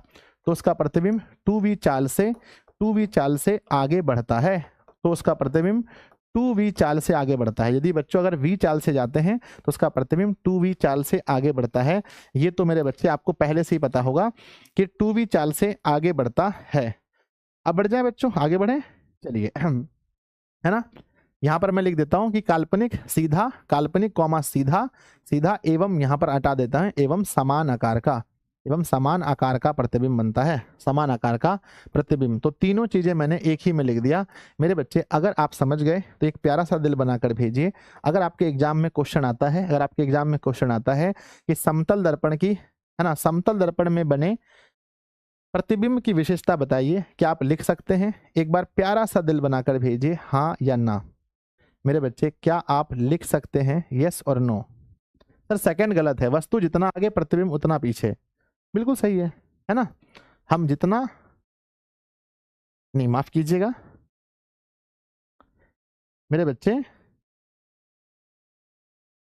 ठीक तो है, वस्तु जितना आगे होगा प्रतिबिंब उतना पीछे बनेगा, इसमें गलती नहीं है बाबू। आप अपने नॉलेज को अपडेट कीजिए बच्चे, ठीक है ना। हाँ, ये चीज पर ध्यान रखना। बढ़ जाएंगे, चलो आगे बढ़ते हैं। नेक्स्ट है बच्चों गोलीय दर्पण।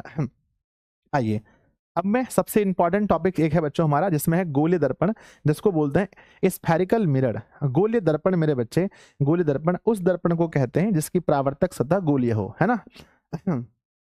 लिखते हैं गोलीय दर्पण, क्या लिखेंगे बच्चों? गोलीय दर्पण उस दर्पण को कहा जाता है, गोलीय दर्पण उस दर्पण को कहते हैं, गोलीय दर्पण उस दर्पण को कहते हैं, उस दर्पण को कहते हैं, गोलीय दर्पण उस दर्पण को कहते हैं, उस दर्पण को कहते हैं जिसकी परावर्तक सतह, जिसका परावर्तक सतह गोलीय हो, है ना। जिसका परावर्तक सतह किसी खोखले गोले का भाग हो, ऐसे भी लिख सकते हैं, किसी खोखले गोले का भाग हो, किसी खोखले गोले का भौ में आकर गौ भाग हो। तो मेरे बच्चे बहुत अच्छे से आपने परिभाषा याद कर ली कि गोलीय दर्पण उस दर्पण को कहते हैं जिसका परावर्तक सतह किसी खोखले गोले का भाग हो। तो बच्चों आपने देखा कि ये हमारा एक गोलीय दर्पण है, आप देख सकते हैं मेरे बच्चे। अगर हम इस तरफ देखें, अगर हम इसके बाहरी भाग को रजतित करते हैं तो क्या बनता है? माफ कीजिएगा, अगर बाहरी भाग को रजतित करते हैं तो क्या बनेगा? सर अगर हम बाहरी भाग को रजतित करते हैं तो बनता है अवतल। और मेरे बच्चे अगर हम गोलीय दर्पण के भीतरी भाग को रजतित करते हैं तो क्या बनता है बताओ? सर भीतरी भाग को रजतित करते हैं तो बनता है उत्तल, है ना। तो मेरे बच्चे एक तरफ हो गया अवतल, एक तरफ हो गया उत्तल, है ना। चलिए तो हो गया, बढ़े आगे। क्या आप गोलीय दर्पण के बारे में समझ गए? तो एक बार दिल बनाकर भेजिए कि गोलीय दर्पण उस दर्पण को कहते हैं जिसकी परावर्तक सतह किसी खोखले गोले का भाग हो।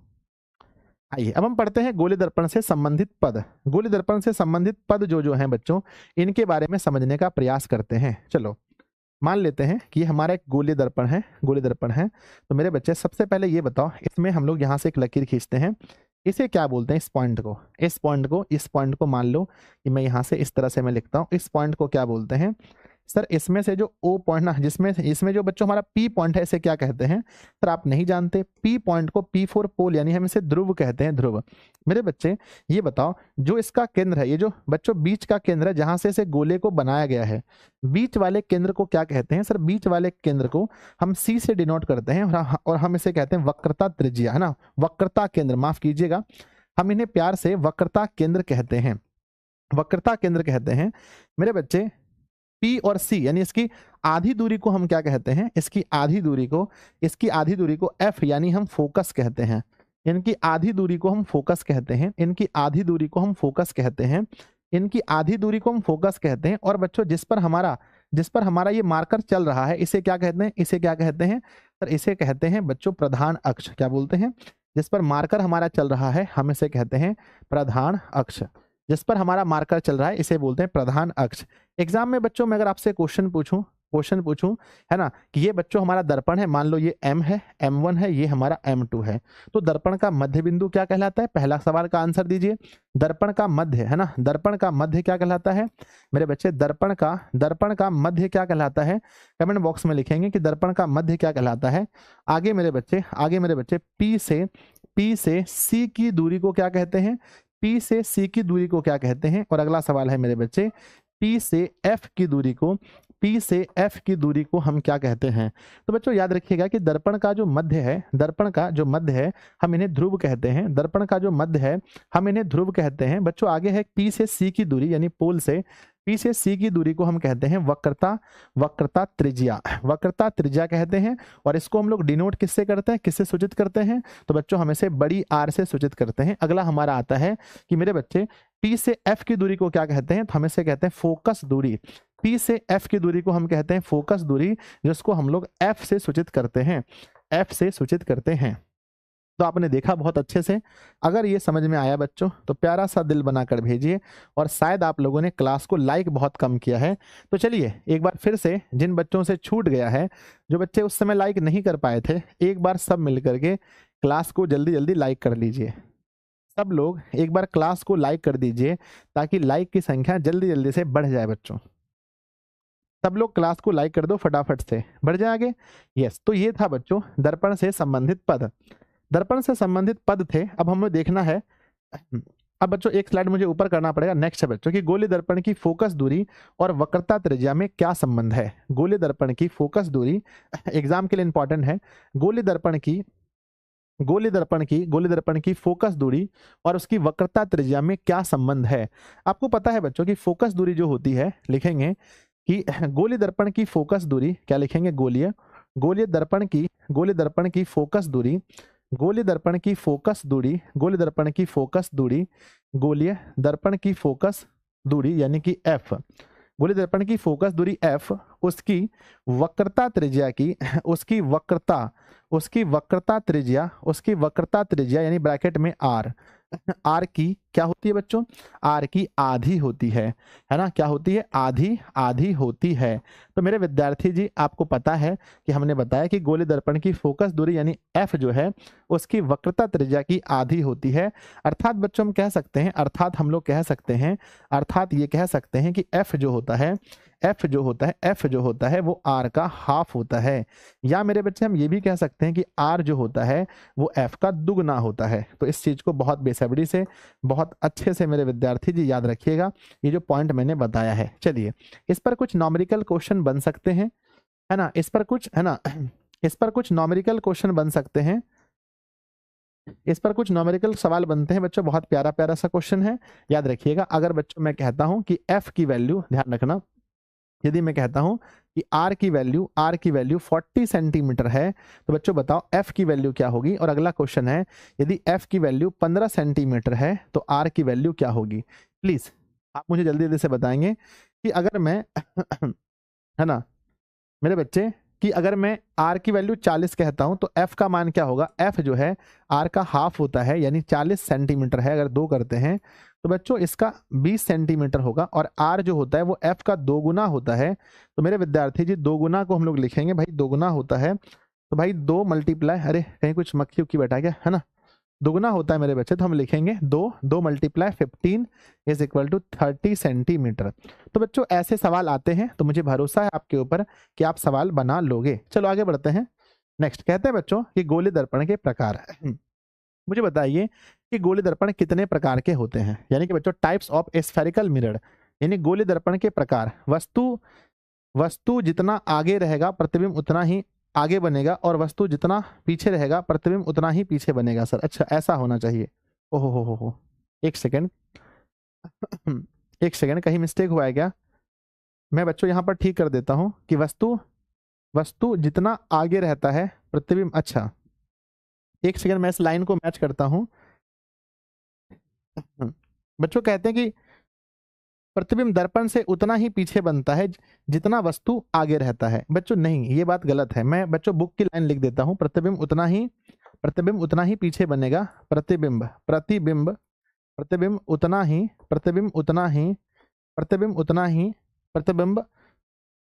दर्पण से उतना ही पीछे बनता है ना।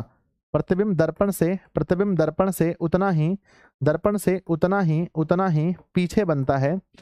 ही पीछे बनता है, पीछे बनता है जितना वस्तु आगे रहता है, अब आइए मैं आपको समझाता हूँ। आगे रहता है, मेरे बच्चे मेरी बात को समझो, मैं क्या कहना चाह रहा हूँ। मैं ये कहना चाह रहा हूँ कि मान लो कि ये बच्चों हमारा प्लेन मिरर है, मान लो। तो बच्चों ध्यान देना, अगर मैं कहता हूँ जितना आगे प्रतिबिंब उतना ही पीछे बनेगा जितना हम वस्तु आगे होगा। अगर मैं इस दर्पण से आगे रहता हूं 5 मीटर, है ना, मान लो, तो मेरा प्रतिबिंब कितना पीछे बनेगा बताओ? अगर मैं दर्पण से 5 मीटर आगे हूं तो मेरा प्रतिबिंब कितना पीछे बनेगा? मेरा प्रतिबिंब भी 5 मीटर पीछे बनेगा। मैं अगर बच्चों मात्र यहां से 2 मीटर आगे हूं तो बच्चों मेरा प्रतिबिंब मात्र 2 मीटर पीछे बनेगा, ठीक है ना। तो मैं बिल्कुल सही लिखा हूं, आप समझ नहीं पा रहे इस बात को। मैं ये कहना चाह रहा हूं कि बच्चों प्रतिबिंब उतना ही पीछे बनेगा जितना वस्तु आगे। हम जितना आगे जाएंगे, देखो ये है बच्चों, ये मान लो ये क्या है, ये हमारा आईना है। हम जितना आगे बढ़ रहे हैं, आगे मतलब इसके ओर नहीं रहे, इसकी ओर नहीं, आगे मतलब हम इधर हम जितना इससे आगे हो रहे हैं हमारा फोटो उतना पीछे बनेगा, मैं ये कहना चाह रहा था। मेरे बच्चे आइए, हम यहाँ थे कि गोले दर्पण के प्रकार के बारे में। बच्चों गोले दर्पण कितने प्रकार के आपको पता है? सबसे पहला बताओ, फर्स्ट में क्या है? नंबर फर्स्ट में है बच्चों अवतल दर्पण। क्या है बच्चों? अवतल दर्पण, जिसको अंग्रेजी में, है ना, अंग्रेजी में कॉनकेव मिरर कहते हैं, कॉनकेव मिरर। मेरे बच्चे अवतल दर्पण के बारे में आप क्या जानते हैं? गोले दर्पण के लिखते हैं कि गोले दर्पण के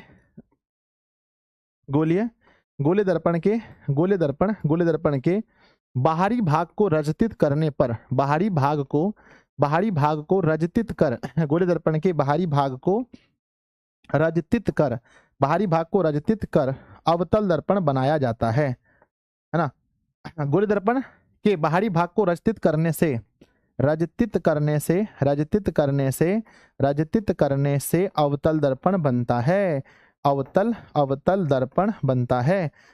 दर्पण बनता है। बच्चों अगर एग्जाम में पूछा जाए तो आप यही लिखेंगे कि गोले दर्पण के बाहरी भाग को रजतित करने से क्या बनता है? अवतल दर्पण बनता है। या फिर ऐसे कह सकते हैं, जो बच्चों भीतर की ओर धंसा हो हम उसे अवतल कहते हैं, है ना। बच्चों जल्दी से बताओ, ये इसका फिगर है, याद रखना ये इसका फिगर है।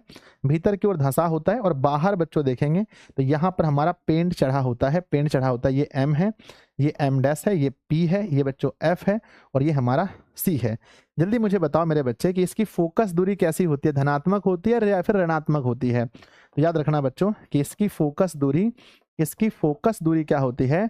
इसकी फोकस दूरी ऋणात्मक होती है। इसकी फोकस दूरी क्या होती है? इसकी फोकस दूरी ऋणात्मक होती है। हमेशा याद रखना कि मेरे बच्चे इनकी जो फोकस दूरी होती है वो हमेशा ऋणात्मक होती है। चलिए आगे बढ़ते हैं मेरे बच्चे। देख लिया इनकी फोकस दूरी क्या होती है? हमेशा ऋणात्मक होती है। अब हम बात करते हैं अवतल के विषय में। अवतल नंबर दूसरे पर आता है बच्चों, माफ कीजिए, उत्तल दर्पण को अंग्रेजी में क्या बोलते हैं? सर उत्तल दर्पण को अंग्रेजी में कॉन्वेक्स क्या बोलते हैं? कॉन्वेक्स मिरर कहते हैं। मेरे बच्चे सेम चीज लिखना है ना, क्या लिखना? गोले दर्पण क्या लिखना है? गोलीय क्या लिखना है बच्चों? कि गोले दर्पण के, है ना, गोले दर्पण के के भीतरी भाग को रजतित करने से, भीतरी भाग को, है ना, गोले दर्पण के भीतरी भाग को रजतित कर, भीतरी भाग को रजतित कर, रजतित कर, रजतित कर उत्तल दर्पण बनाया जाता है। उत्तल दर्पण, उत्तल दर्पण, उत्तल दर्पण बनाया, उत्तल दर्पण बनाया जाता है। मेरे विद्यार्थी जी, क्या आप इसके फिगर के बारे में जानते हो? यस गुरुजी, यस गुरुजी, मैं जानता हूँ। ये होता है हमारा, ये हमारा होता है इस तरह से। और बच्चों इसके भीतरी भाग को रजतित किया जाता है, याद रखिएगा।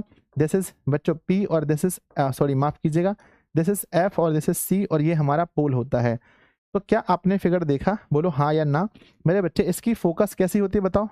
इसका फोकस कैसा होता है? इसका फोकस कैसा होता है मेरे विद्यार्थी जी? इसका फोकस कैसा होता है सर? इसका फोकस हमेशा हमेशा हमेशा हमेशा धनात्मक होता है मेरे बच्चे। इनका फोकस हमेशा कैसा होगा? इनका फोकस हमेशा धनात्मक होता है, फोकस हमेशा पॉजिटिव होता है। बच्चों चलिए आगे बढ़ते हैं, आगे बढ़ते हैं। अब जो सवाल पूछा गया है इस पर ध्यान देते हैं।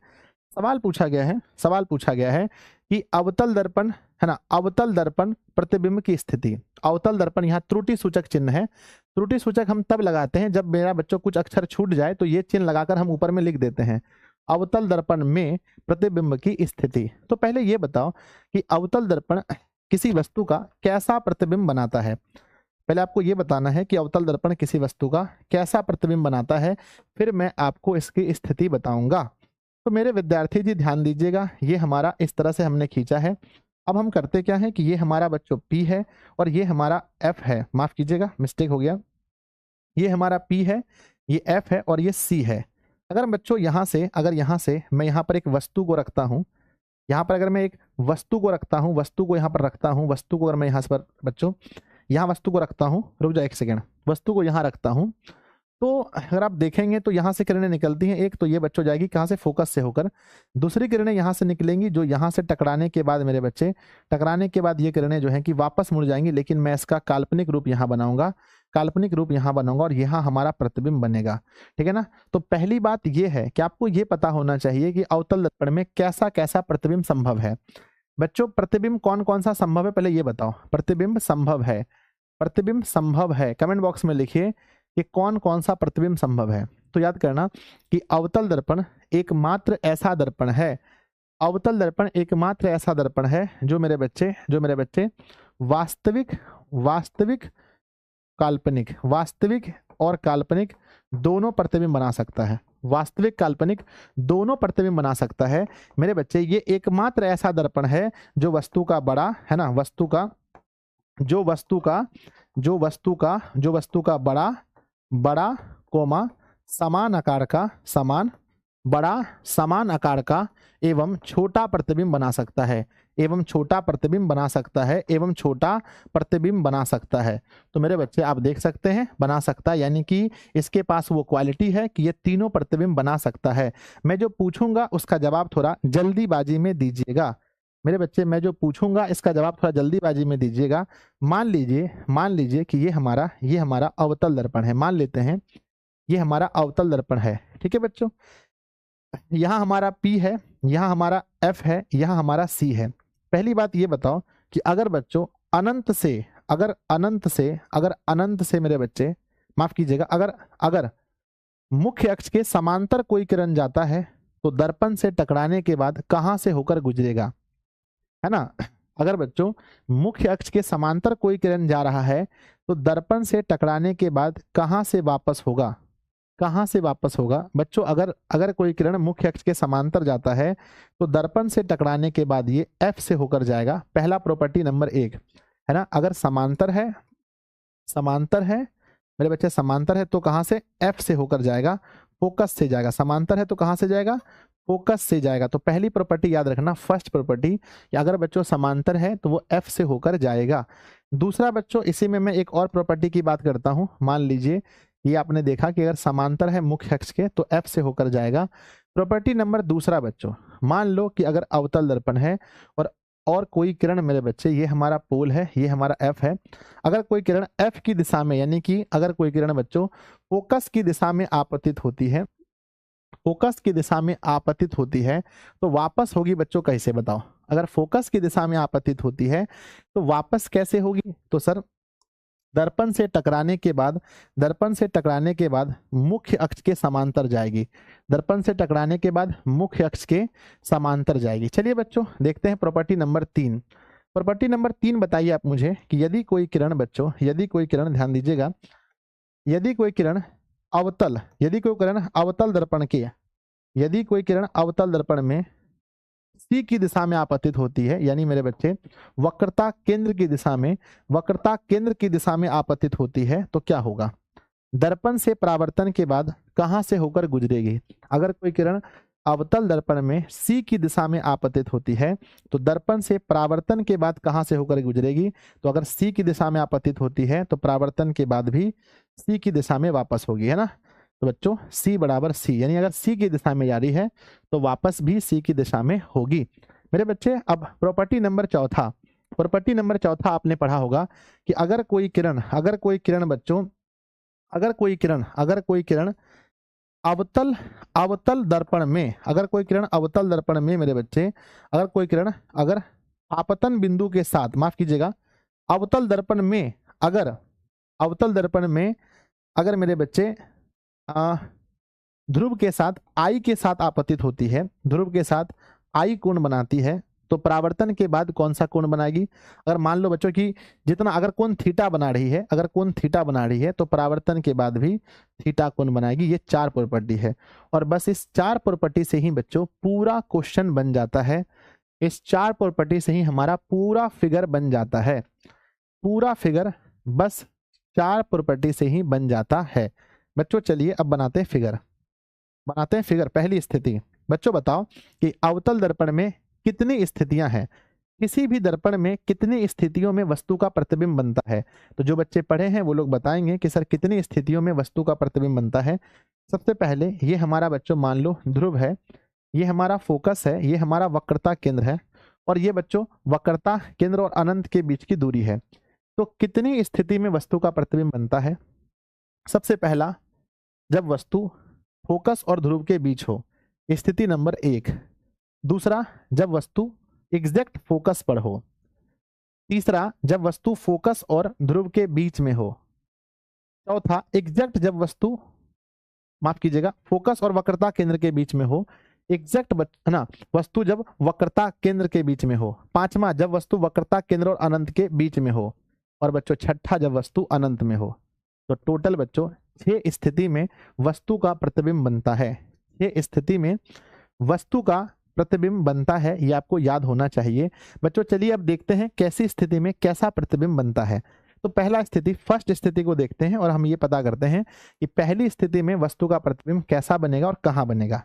बच्चों मैं आपसे पूछता हूं कि जब वस्तु है ना अवतल दर्पण के ध्रुव और फोकस के बीच हो, जब वस्तु ध्रुव और फोकस के बीच हो तो क्या होता है? मान लो यहाँ पर एक वस्तु है जिसका नाम है बच्चों ए और बी।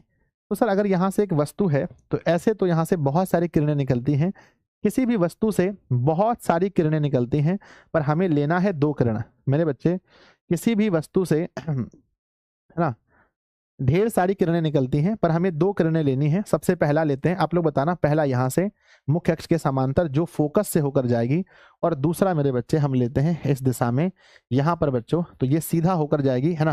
ये बच्चों सीधा मान लो कि इस दिशा में लेते हैं तो ये बच्चों सीधा वापस हो जाएगी, ये कभी नहीं मिलेगी। तो हम इसको आगे, माफ कीजिएगा, ये इस तरह से ये वापस हो जाएगी मेरे बच्चे। तो ये फिर आगे यहाँ पर जा करके यहाँ जा करके इसका मिलन हो जाता है, यहाँ मिलन हो जाता है। और बच्चों हमारा कैसा प्रतिबिंब बनता है? हमारा प्रतिबिंब कहाँ बनेगा? नंबर 1 पहले बताओ कि प्रतिबिंब कहाँ बनेगा, है ना। स्थिति नंबर 1, फर्स्ट नंबर स्थिति में वस्तु वस्तु वस्तु कहाँ पर है? वस्तु फोकस और ध्रुव के बीच, वस्तु ध्रुव और फोकस के बीच, ध्रुव और फोकस के बीच, ध्रुव और फोकस के बीच है। जब वस्तु ध्रुव और फोकस के बीच है बच्चों तो प्रतिबिंब कहाँ बनेगा? बताओ नंबर 1 पहले बताओ कहाँ बनेगा। स्थिति बताओ कहाँ बनेगा, स्थिति बताइए कहाँ बनेगा। स्थिति बनेगा दर्पण के पीछे। नंबर 1 बच्चों पहली बार ये दर्पण के पीछे बनता है ना, दर्पण के पीछे। बच्चों बताओ आकार कैसा होगा? आकार कैसा होगा? आकार मेरे बच्चे बड़ा होगा। और प्रतिबिंब कैसा बनेगा? प्रतिबिंब कैसा बनेगा? उसकी प्रकृति कैसी होगी? तो प्रकृति मेरे बच्चे हम कह सकते हैं कि वह काल्पनिक है, सीधा एवं काल्पनिक, है ना। काल्पनिक एवं सीधा कैसा बनेगा बच्चों? काल्पनिक एवं सीधा, काल्पनिक एवं सीधा। याद रखिएगा एक ही बार ऐसा कंडीशन आता है, एक ही बार ऐसा कंडीशन आता है जब वस्तु का प्रतिबिंब बच्चों क्या बनता है, काल्पनिक बनता है। एक ही स्थिति है, इसे याद रखना।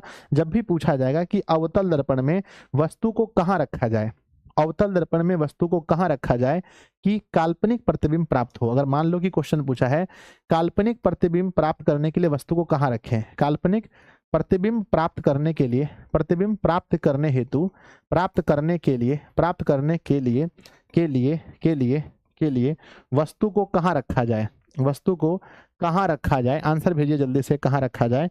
तो कहना बच्चों P और F के बीच, P और F के बीच, यानी बच्चों ध्रुव और फोकस के बीच, ध्रुव और फोकस के बीच, P और F के बीच रखने से ही ऐसा हो सकता है।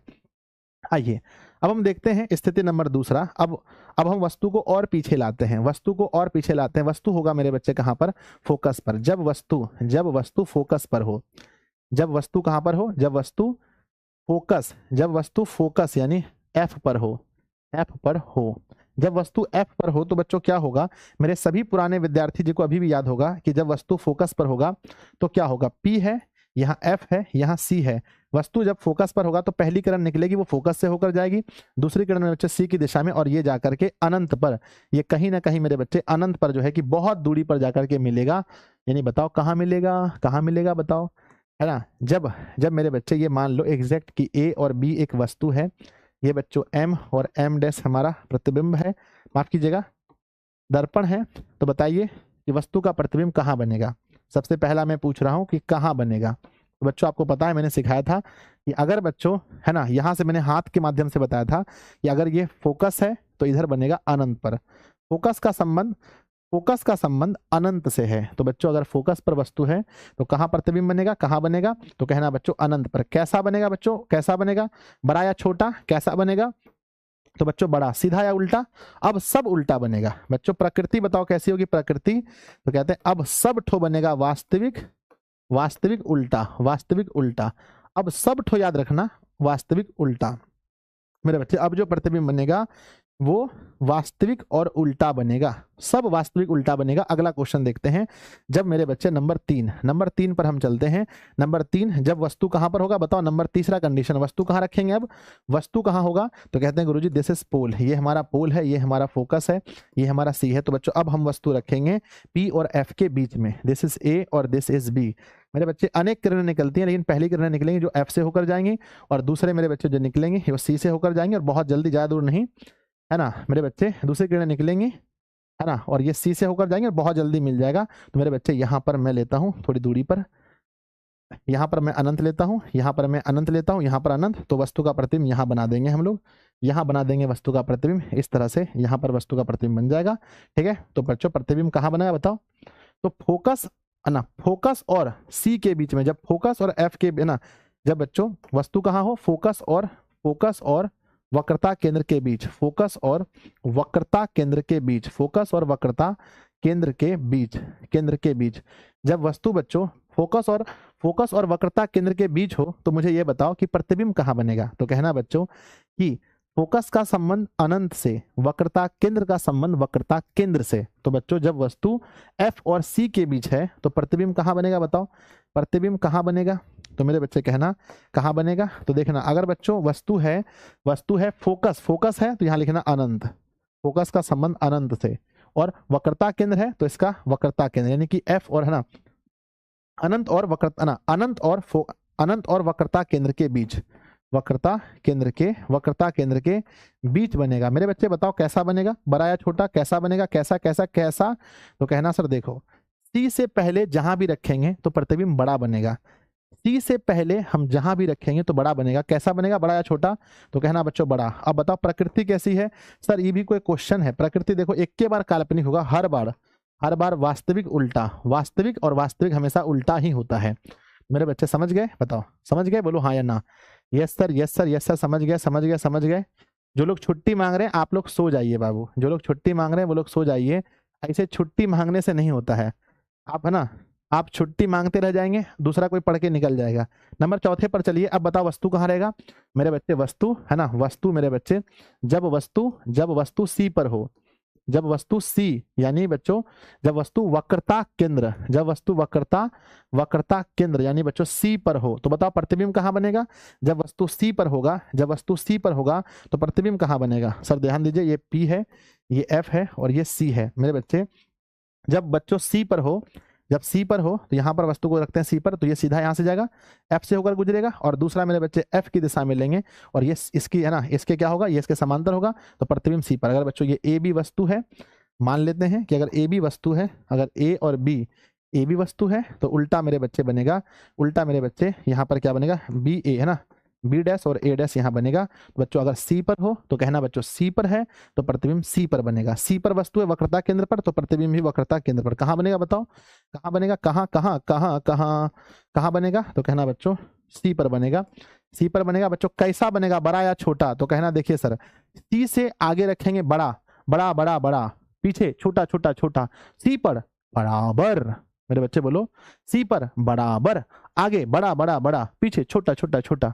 तो मेरे बच्चे लिखेंगे कि यहाँ बराबर बनेगा, बराबर। और एक सपना तो भूल जाओ कि बच्चों काल्पनिक, हमेशा वास्तविक।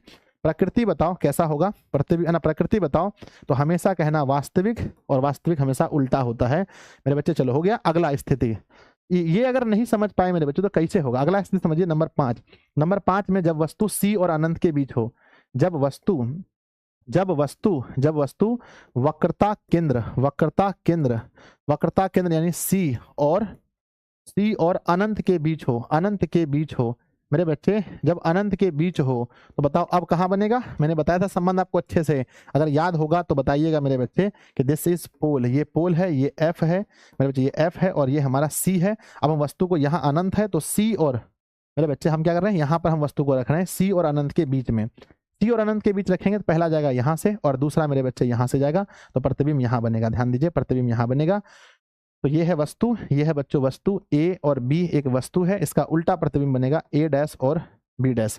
तो मेरे बच्चे बहुत एकदम सीधा संबंध है बच्चों कि अगर वस्तु को हम रखें सी पर और अनंत पर तो बच्चों प्रतिबिंब कहाँ बनेगा। मैंने बताया था कहाँ बनेगा बच्चों, बताओ मैंने क्या बोला था कि सी का संबंध सी से है, यानी सी और अनंत का संबंध है फोकस से। तो मेरे बच्चे वस्तु का प्रतिबिंब बनेगा, वस्तु का प्रतिबिंब बनेगा वक्रता केंद्र और फोकस के बीच, वक्रता केंद्र और फोकस के बीच, वक्रता केंद्र और फोकस के बीच, वक्रता केंद्र और फोकस के बीच। बच्चों कैसा बनेगा, तो अब बच्चों अब हो गया छोटा, सी से आगे बढ़ो, छोटा छोटा छोटा छोटा। प्रकृति बताओ कैसी होगी प्रकृति। सर प्रकृति क्या बार बार पूछते हैं, एक ही बार काल्पनिक बना है सर, एक ही बार काल्पनिक बना है, 100 बार तो सर वास्तविक बनता है। और पता है कि जब वास्तविक बनेगा तो कैसा बनेगा, वास्तविक बनेगा तो हमेशा उल्टा बनेगा, वास्तविक उल्टा। चलो अगला स्थिति बच्चों, अब बताओ हमारे पास 5 स्थिति हो गया। अब वस्तु को कहाँ रखेंगे, अब वस्तु को कहाँ रखेंगे, अब वस्तु को कहाँ रखेंगे। लास्ट स्थिति बच्चों, वस्तु कहाँ रखेगा, जब वस्तु अनंत पर हो, जब वस्तु अनंत का संबंध किससे है, जब वस्तु अनंत पर हो, जब वस्तु अनंत पर हो। मेरे बच्चे बताओ अनंत का संबंध किससे है, जब वस्तु अनंत पर हो तो बताइए अनंत का संबंध किससे है। तो मेरे बच्चे this is P, this is F और दिस इज सी मेरे बच्चे, और यहाँ वस्तु अनंत पर है। जब अनंत पर है मेरे बच्चे, अनंत पर है तो याद रखना है कि जितने भी किरणें आएंगी सब बच्चों एफ पर है ना। अनंत पर है तो कहाँ बनेगा मेरे बच्चे, कहाँ बनेगा बताओ कहाँ बनेगा। अगर अनंत पर है तो अनंत का संबंध सीधा है मेरे बच्चे, किससे है, फोकस से। तो प्रतिबिंब बनेगा फोकस पर। कैसा बनेगा, बड़ा या छोटा। सर बहुत छोटा, बहुत छोटा, उल्टा की सीधा। अरे सर प्रकृति तो मत पूछिए सर, प्रकृति हमेशा वास्तविक और उल्टा, प्रकृति हमेशा वास्तविक और उल्टा। तो मेरे बच्चे, जो बच्चे पढ़ने वाले विद्यार्थी हैं, जो लोग समझदार बच्चे हैं, आप समझ गए होंगे कि वस्तु को हम कहाँ रखेंगे तो प्रतिबिंब कहाँ बनेगा, वस्तु को कहाँ रखेंगे प्रतिबिंब कहाँ बनेगा, ये आप समझ गए होंगे। हम विश्वास करते हैं जितने बच्चे समझ गए हैं एक बार प्लीज दिल बनाकर भेजिए कि गुरुदेव आपने समझाया और हम समझ गए, आपने समझाया और हम समझ गए। एक बार दिल बनाकर भेजिए गुरुदेव हम समझ गए। आइए हम समझाने का प्रयास एक बार फिर से करते हैं, लास्ट बार।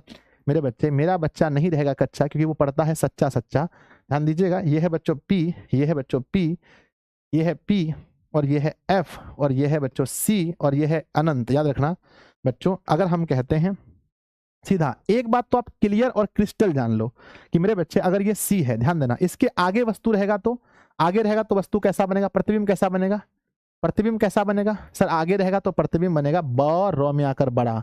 और बच्चों ये बीच में कैसा बनेगा? बीच में समान। और जैसे ही हम पीछे हटते हैं, जैसे इसके पीछे आएंगे तो प्रतिबिंब कैसा बनेगा?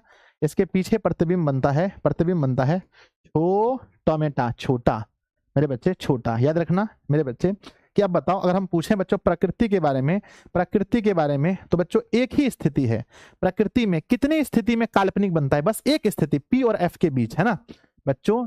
पी एफ को छोड़कर, पी एफ को छोड़कर, पी एफ के बीच को, है ना, पी एफ के, है ना, बीच वाली स्थिति छोड़कर, वाली स्थिति छोड़कर, स्थिति छोड़कर सब में, इस स्थिति को छोड़कर सब में वास्तविक उल्टा बनेगा। सब में वास्तविक उल्टा बनेगा, सब में वास्तविक उल्टा बनेगा। मेरे बच्चे याद रखना है कि P का संबंध बच्चों F का संबंध है अनंत से, और मेरे बच्चे उल्टा बोलो, अनंत का संबंध है F से, C का संबंध है C से। अब मेरे बच्चे बताना है पहला क्वेश्चन, पहला मेरे बच्चे, जब वस्तु, बताओ जब वस्तु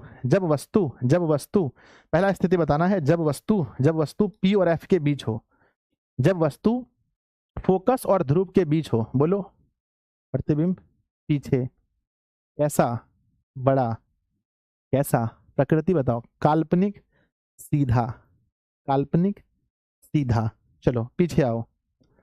जब वस्तु F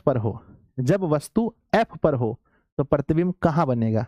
जब वस्तु F पर हो तो F का संबंध, ये F है, ये अनंत है, F पर अनंत पर, F पर रखेंगे अनंत पर बनेगा, उल्टा है ना। जब वस्तु F पर तो बनेगा अनंत पर।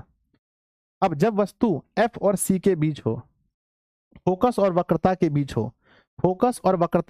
हो, हमने कहा फोकस और वक्रता के बीच, आप फोकस को बोलो अनंत, और वक्रता चेंज नहीं होता, तो अनंत और वक्रता के बीच प्रतिबिंब कहाँ? अनंत और वक्रता के बीच, प्रतिबिंब कहाँ? अनंत और वक्रता के बीच।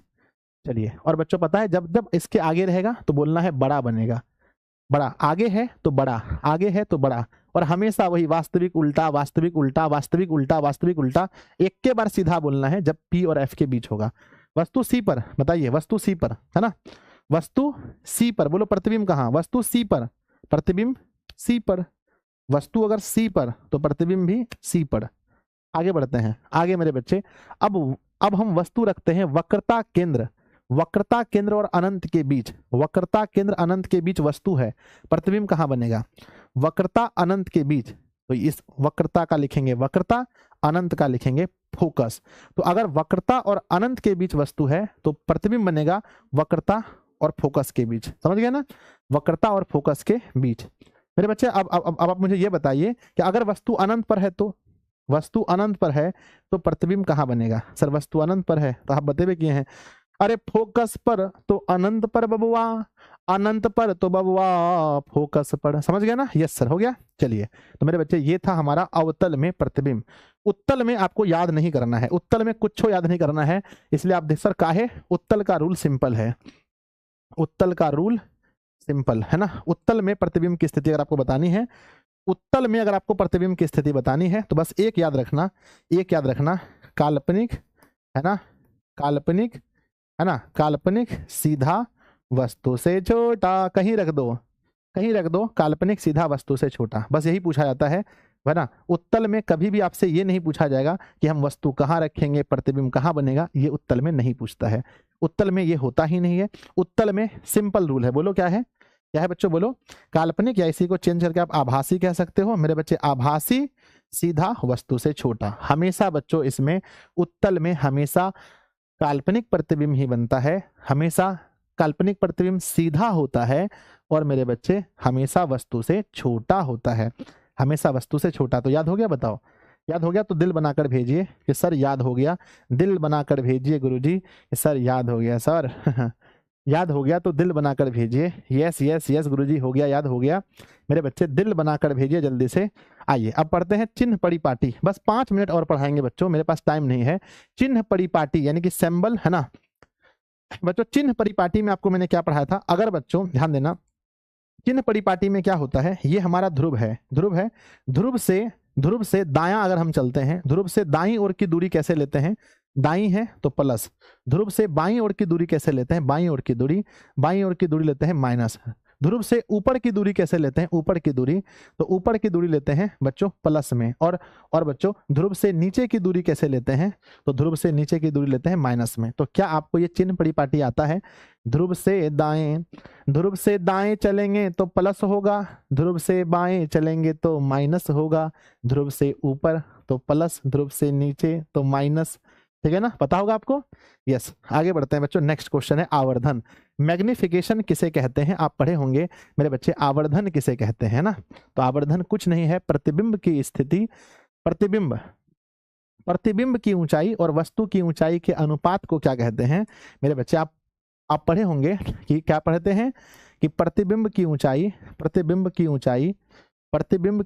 और वस्तु की ऊंचाई, प्रतिबिंब की ऊंचाई और वस्तु की ऊंचाई के अनुपात को, वस्तु की ऊंचाई के अनुपात को क्या कहते हैं, वस्तु की ऊंचाई के अनुपात को क्या कहते हैं, आवर्धन कहते हैं, आवर्धन कहते हैं। तो मेरे बच्चे आपने देखा कि आवर्धन किसे कहते हैं, प्रतिबिंब की ऊंचाई और वस्तु की ऊंचाई के अनुपात को आवर्धन कहते हैं। अर्थात हम कह सकते हैं कि आवर्धन इज इक्वल टू प्रतिबिंब की ऊंचाई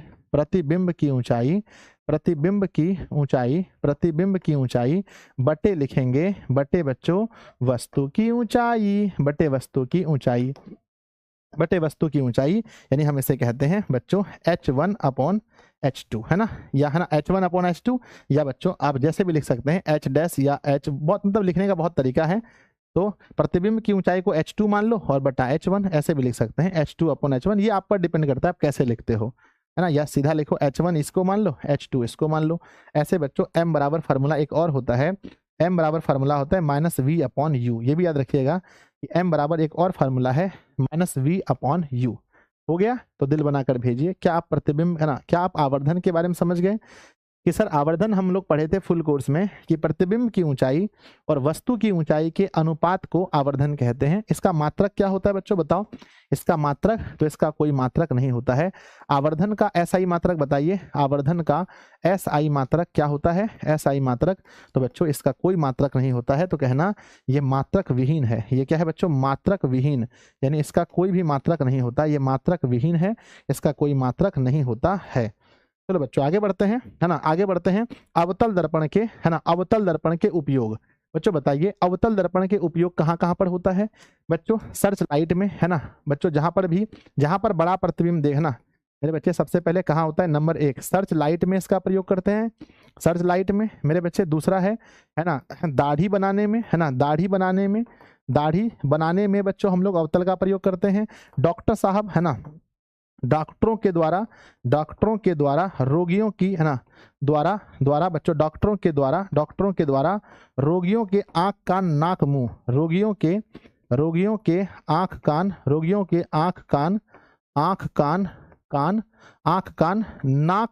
नाक मुंह की जांच में इसका प्रयोग करते हैं मेरे बच्चे। इसका प्रयोग सौर कुकर में होता है मेरे बच्चे, सौर कुकर में, है ना, सौर भट्टी या मेरे बच्चे सौर कुकर में भी इसका प्रयोग करते हैं। और बच्चों कह सकते हैं गाड़ी के हेडलाइट में भी इसका प्रयोग करते हैं। नंबर 5 है मेरे बच्चे, गाड़ियों के हेडलाइट में, है ना, गाड़ियों के हेड, है ना, हेड लाइट में भी इसका प्रयोग किया जाता है। तो आपने देखा कि इन सभी जगह पर मेरे बच्चे हम लोग अवतल का प्रयोग करते हैं, सर्च लाइट में, दाढ़ी बनाने में डॉक्टर द्वारा, और सौर भट्टी और सौर कुकर में मेरे बच्चे, और गाड़ियों के हेडलाइट में इसका प्रयोग किया जाता है।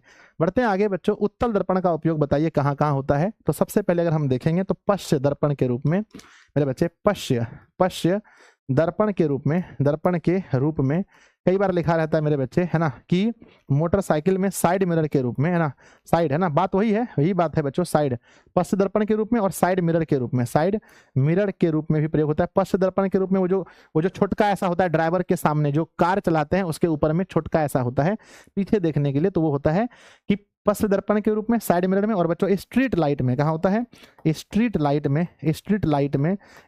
जो देखते हैं बच्चों, सड़क के किनारे होता है ऐसा लाइट, ऐसा लाइट होता है सड़क के किनारे जो रोशनी देता है बहुत ज़्यादा, स्ट्रीट लाइट में इसका प्रयोग करते हैं बच्चों। तो 3 प्रयोग याद रखिएगा कि बच्चों अवतल दर्पण के उपयोग साइड मिरर और स्ट्रीट लाइट में होता है।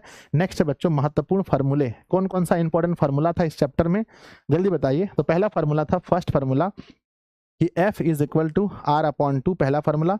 दूसरा था M बराबर -V/U। और बच्चों तीसरा है दर्पण सूत्र का फार्मूला। दर्पण सूत्र मेरे बच्चे जहां हम लोग पढ़ेंगे 1/V + 1/U is equal to 1/F। अब बच्चों आप लोग को होमवर्क देते हैं फटाफट से कि HW क्या क्या करना है। HW आपको मेरे बच्चे, मैं आपको पेड बैच का, मैं आपको फुल बैच का क्रैश कोर्स में 3 वीडियो देने वाला हूं। पहला जहां मैंने सिद्ध करना सिखाया है, सिद्ध करें कि F बराबर, सिद्ध करें कि F बराबर R/2, ये वीडियो आपको बच्चों कंप्लीट करना है। और सिद्ध करें कि, है ना, सिद्ध करें कि 1/V + 1/U is equal to 1/F। कितने बच्चों को ये आता है पहले से, एक बार दिल बनाकर भेजिए। जिनको ये पहले से आता है एक बार दिल बनाकर भेजिए कि सर मुझे ये पहले से आता है। जिनको नहीं आता है, आपके मेरे बच्चे क्रैश कोर्स में ये वीडियो को डाल दिया जाएगा, आप लोग इस वीडियो को देख लीजिएगा, या आप यूट्यूब पर भी सर्च मार करके देख सकते हैं, मैंने बहुत अच्छे से पढ़ाया है। अगर बच्चों सर आप पूछोगे सर इसको फिर से क्यों नहीं पढ़ाते हो, अगर मैं इसको फिर से पढ़ाता हूं तो ये दोनों टॉपिक पढ़ाने में 2 दिन लग जाएंगे बच्चों। 2 दिन का एक्स्ट्रा फालतू टाइम मत दीजिए, 2 दिन का फालतू टाइम देके कोई फायदा नहीं है। तो मेरे बच्चे ये चैप्टर लगभग कंप्लीट हो गया। अगर कोई टॉपिक छूटा है तो बताइए। मुझे लगता है कि मैंने पूरा टॉपिक इस चैप्टर का कंप्लीट कर दिया। तो बच्चों बोलो कैसा लगा ठीक है ना मेरे बच्चे, बताओ कैसा लगा, है ना मेरे बच्चे। सब लोग जो है बताइए कमेंट बॉक्स में कि आपको कैसा लगा। टाइम मेरे पास बहुत कम है, मेरा क्लास है बच्चों 9:30 बजे। कैसा लगा चैप्टर बताओ। पूरा मैंने पढ़ा दिया, अगर आप अच्छे से देखोगे तो एक साथ में देख सकते हैं कि पूरा मैंने इस टॉपिक में, मतलब एक भी टॉपिक यहाँ से नहीं छूटा है। जो भी चीज़ था बच्चों मैंने सब कुछ बता दिया। हाँ बच्चों थोड़ा सा और है ना, थोड़ा सा और धीमा हो सकता था, लेकिन क्रैश कोर्स का मतलब होता है रिवीजन। क्रैश कोर्स का मतलब होता है रिवीजन, यानी कि एक बार मेरे बच्चे पढ़ने बैठो तो सब कुछ आपके दिमाग में चला जाना चाहिए। यानी जितना कुछ पढ़े थे फुल बैच में उसको एक शॉर्टकट में, इसी को रिवीजन बोलते हैं बच्चों। अगर आप वैसे पढ़ोगे, बहुत धीरे धीरे पढ़ोगे तो फिर हो भी नहीं पाएगा, ठीक है ना। तो बच्चों पहला चैप्टर आप लोगों को कैसा लगा मुझे जरूर बताइएगा कमेंट बॉक्स में कि गुरुदेव अच्छा लगा या नहीं लगा, है ना बच्चों। अगला चैप्टर हम लोग यूट्यूब पर, सॉरी इसका क्वेश्चन आंसर अभी फिलहाल नहीं कर रहे हैं। अगला चैप्टर कहाँ पढ़ेंगे बताओ, है ना, या होगा तो क्वेश्चन आंसर बच्चों हम ऐप पर करने वाले हैं। तो बच्चों नेक्स्ट क्लास कहाँ पर होगी, कोई बताएंगे मुझे कि नेक्स्ट लेक्चर जो है बच्चों, अगला लेक्चर कहाँ होने वाला है। वाह बहुत बढ़िया। तो नेक्स्ट लेक्चर बच्चों, नेक्स्ट लेक्चर कहाँ होगा, तो नेक्स्ट लेक्चर अगर इसका होता है या नेक्स्ट चैप्टर बच्चों कहाँ होगा, तो याद रखिएगा कि नेक्स्ट चैप्टर आपके ऐप पर होने वाला है। तो जो भी विद्यार्थी जी हैं जिन्होंने कोर्स परचेज नहीं किया, अगर आप लोग बैचेस लेना चाहते हैं तो मेरे बच्चे, मैंने बताया कि 48 घंटे के लिए आपके बैच में छूट दिया गया है, तो आप जाकर के मात्र 199 रुपये में एडमिशन ले सकते हैं। तो प्लीज़ जाइए, दिशा ऑनलाइन क्लासेस ऐप को डाउनलोड कीजिए अपने फ़ोन में, अपने मम्मी पापा दीदी भैया किसी को भी बोलिए कि मुझे संजय सर का कोर्स परचेस करना है।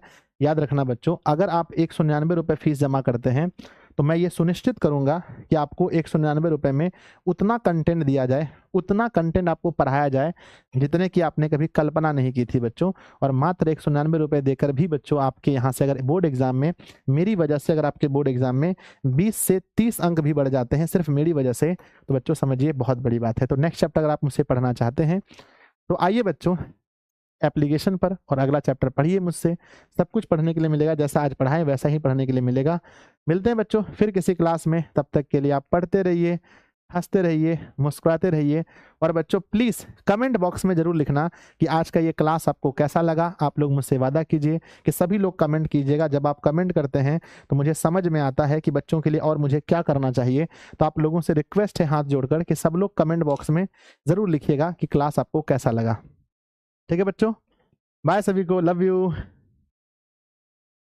ना। और ये पैनल पीडीएफ भी आपको मिलेगा कोर्स में, पैनल पीडीएफ को देख देख करके आप बहुत कुछ लिखेंगे, है ना। लव यू बच्चों, बाय ठीक है ना। सर आप ओम के नियम का सत्यापन नहीं किए हो, क्रैश कोर्स में कर देंगे, नहीं किए हैं तो जो फुल कोर्स में छूटा है उसको हम क्रैश कोर्स में कर देंगे बच्चों। ठीक है, बाय सभी को, लव यू बच्चों, बाय।